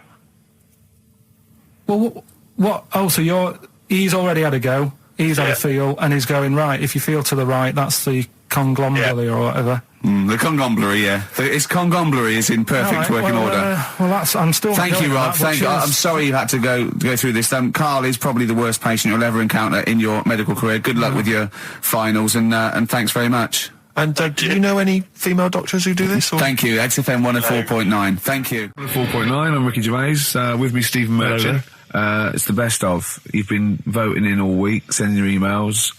So here's the clips that you wanted. Right.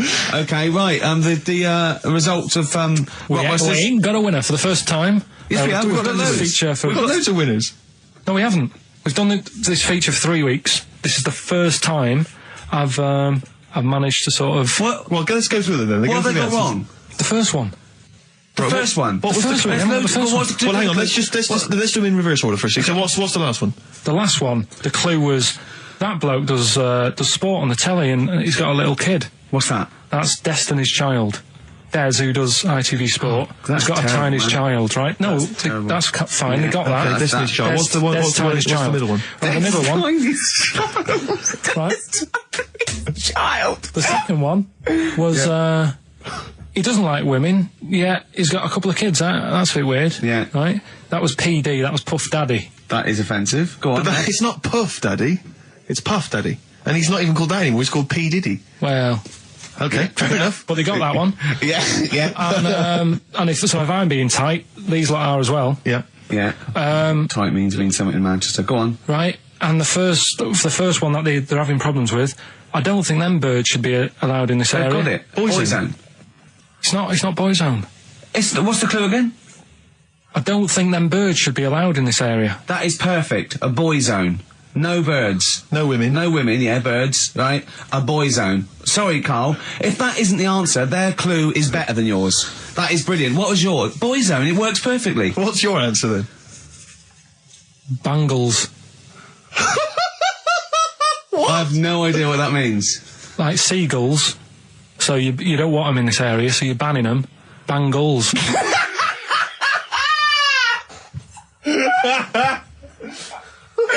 Oh!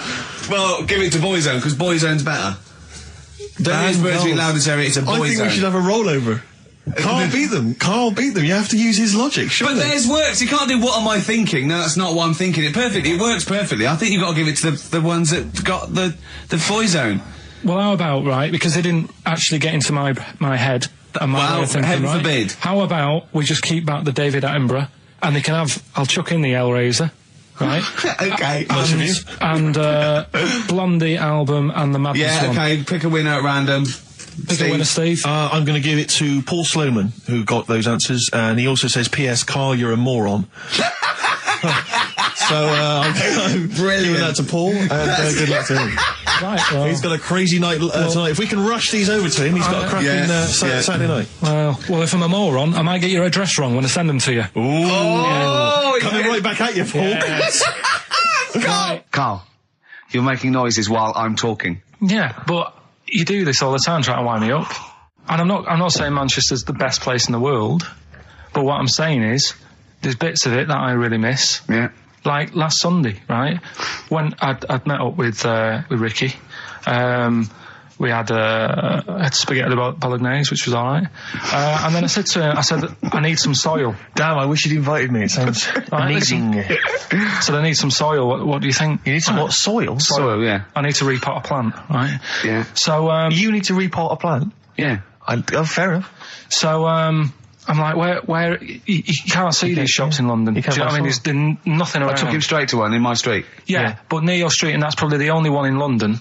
Well, you say that, Carl. No, it does annoy me. Round my way, it's like, you know... You can't move for soil shops. You can't. There's earth. You can just pick up handfuls walking down the street. Yeah, incredible. People just lean over into someone's front garden. No, you can take the plants as well. No, but what I'm saying is, Manchester, there's loads of decent hardware shops. Yeah. Here, you know, if you want a panini and a latte or whatever, you can't move for them. But for soil, I had to go virtually how many miles away from me to carry that soil home and stuff.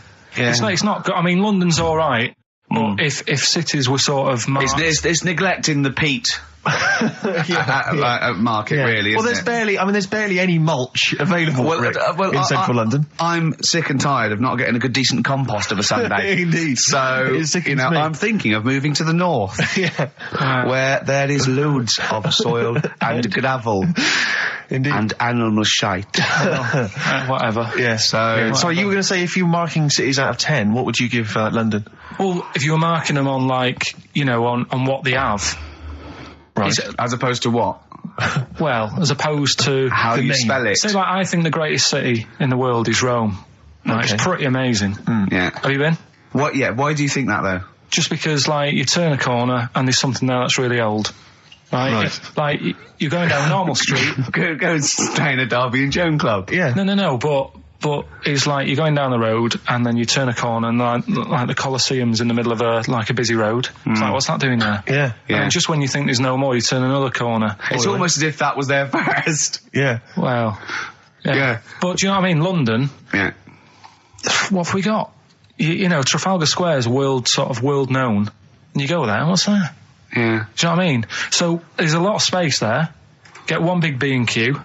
In Trafalgar Square. To cater for the whole of people who live sort of central Londonish. Yeah, yeah. And then I'd be happy, but what I'm saying with is... Nelson just popping up through the middle? Because you can still see it, couldn't you? Yeah. Yeah. It's a great B&Q, so B&Q could be like the whole sort of flat thing and make it sort of grey so it looked like rock, and then Nelson popping Make it up... classy is what you're saying.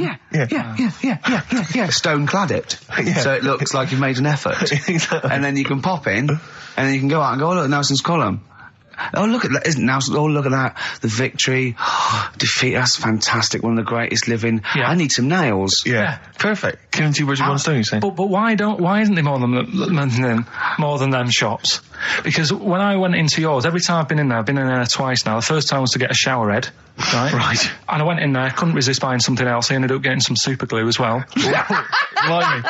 Hey, Right. big spender. And then, last Sunday we went in there, got 2 bags of soil, not one, I bought 2. Yeah. And I bought some scissors to cut plants with. Secateurs. Well, you don't. Scissors. You never know when you want. You know, you might need more soil, I suppose.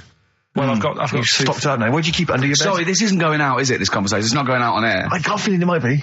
You're joking. We better play a record. Okay. Play a classic. 100 Reasons. If I Could. Ladies and gentlemen, will you please welcome to the stage Pop Will Eat Itself? Carl, have you got like a sound effect or something of like get the atmosphere Cheering. we're going to test? Cheering. We'll seek it out with... Have you got something there? Have a look on there. I'm just looking in the NME for the kind of forthcoming gigs of the smaller known bands, and it might be a useful place to just begin the. Ladies and gentlemen, peoples around the world, will you please welcome to the stage Chumba Awamba? Have you got a sound effect? Have you got one? Nice, yeah. Ladies and gentlemen, will you please welcome to the stage the Parkinsons? They're playing in Leicester this week, so I look forward to that. That's a good plug, isn't it? Let me see who else. If anyone wants to pop down to Leicester to see the Parkinsons. Ladies and gentlemen, please welcome to the stage Cyclefly. Okay. Oh, there's a genuine one here. This is someone. Simon's emailed and he says, "Will you just test this name for us?" Okay, Carl, if you can. There you go. Ladies and gentlemen, will you please welcome to the stage Coach? Not utterly convinced. No, it's not too bad. It's not. I'm worried about the sound effect. We start to sound like Chris Moyles or something. Well, he's a top broadcaster. Everyone loves him. Losing weight as well. He is hilarious. funny man. Just there's one more coming here. I'll just check this one. Ladies and gentlemen, will you please welcome, this is Chris in Oxford, ladies and gentlemen, please welcome, Meanwhile Back in Communist Russia. Is that a band? I assume so. I assume it's his band. Yeah. Steve, I mean, I will play great old tunes till the cows come home. We got to give them a little bit of Dandy Warhols and Air and Athlete. I know that, and they're great, they're good, right? But, I wanted to play a Cat Stevens song, but I thought I'd better not, because I've, play that a little bit. And we quite like resurrecting old reputations, don't we? People like Elton John who had bad faces, or David Bowie. People whose names now are largely laughed at in the serious rock or people circles. that people might not have considered. I thought Cat Stevens, oh no, Rod Stewart, I thought. Was he Rod Stewart? Many people now are thinking of the leopard hot pants and the ludicrous hair. I think I'm sexy and all those sort of awful stadium sort of disco things, but he wrote beautiful tracks from Maggie May through, and I thought, hold on, 2 birds with one stone. What about a Rod Stewart song written by Cat Stevens? Wow. Is there such a thing? The first cut is the deepest. Let's hear it, Rick. On this album as well is The Killing of George. Georgie Part 1 and 2, remember? About the gay bloke. Georgie Boy was gay, I guess. His favourite song. Carl's favourite song, right? And I was going, oh yeah, I remember that, yeah. I said about, and I said, did not intend to take his life. He just pushed it when he gets mugged and killed. Do you know what he said? I was sitting outside, I was singing, and he went, well, as I said, they go out too late. They go out too late? He meant gay people go out too late. He went, no, they do. I went, what do you mean? He said, well, they're always out, they go out when people are coming home. He said, if he'd have been in bed by 10, he'd still be alive today. That's a sobering lesson. And he went, there's one that works here and he's shattered every Monday. Oh, if you're gay and you're listening, just be in bed earlier. Go out when sensible people go out. Yeah. You're right, we're not on the continent, Carl. If you're gay and you're not in bed by 10, go home. Yeah. I don't get it. No, like, again, I spoke to you in the week, and I had much better things, like when I tell you about Brian Blessed climbing Everest, and for some reason it made him, it played havoc with his belly, and he followed through and he had to clean up. Shut himself? Yeah, using using ice and snow. Why are you telling me that Brian Blessed? In what way is telling me that Brian Blessed shit himself once in any way educational? Because I was saying how he was climbing Everest, right? Right. I give it to him. He's an actor and that, but he gave that a go. Yeah. Right. He played. What's the point of that? You'd say, wouldn't you? You'd say, God, he's you know. So he's all right. Me doing a boxing match, there's no reason is rubbish, but him climbing Everest and shitting himself, yeah, he did that. It's commendable. Right, and he's only going to, like, go and do it again. He's going to climb it again. Yeah, but he might not shit himself this time.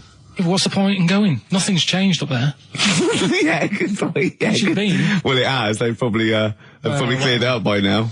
Right, but it's slip on it. I can't even read about Brian Blessed. Is it actually true, or have you lied with someone else? It was an interview with him in it. And what did he say? Oh, come on! What did he say? He said I climbed Everest and I played of it with me belly. Let's talk about it next week. We've really run out now. Oh, you're a fool.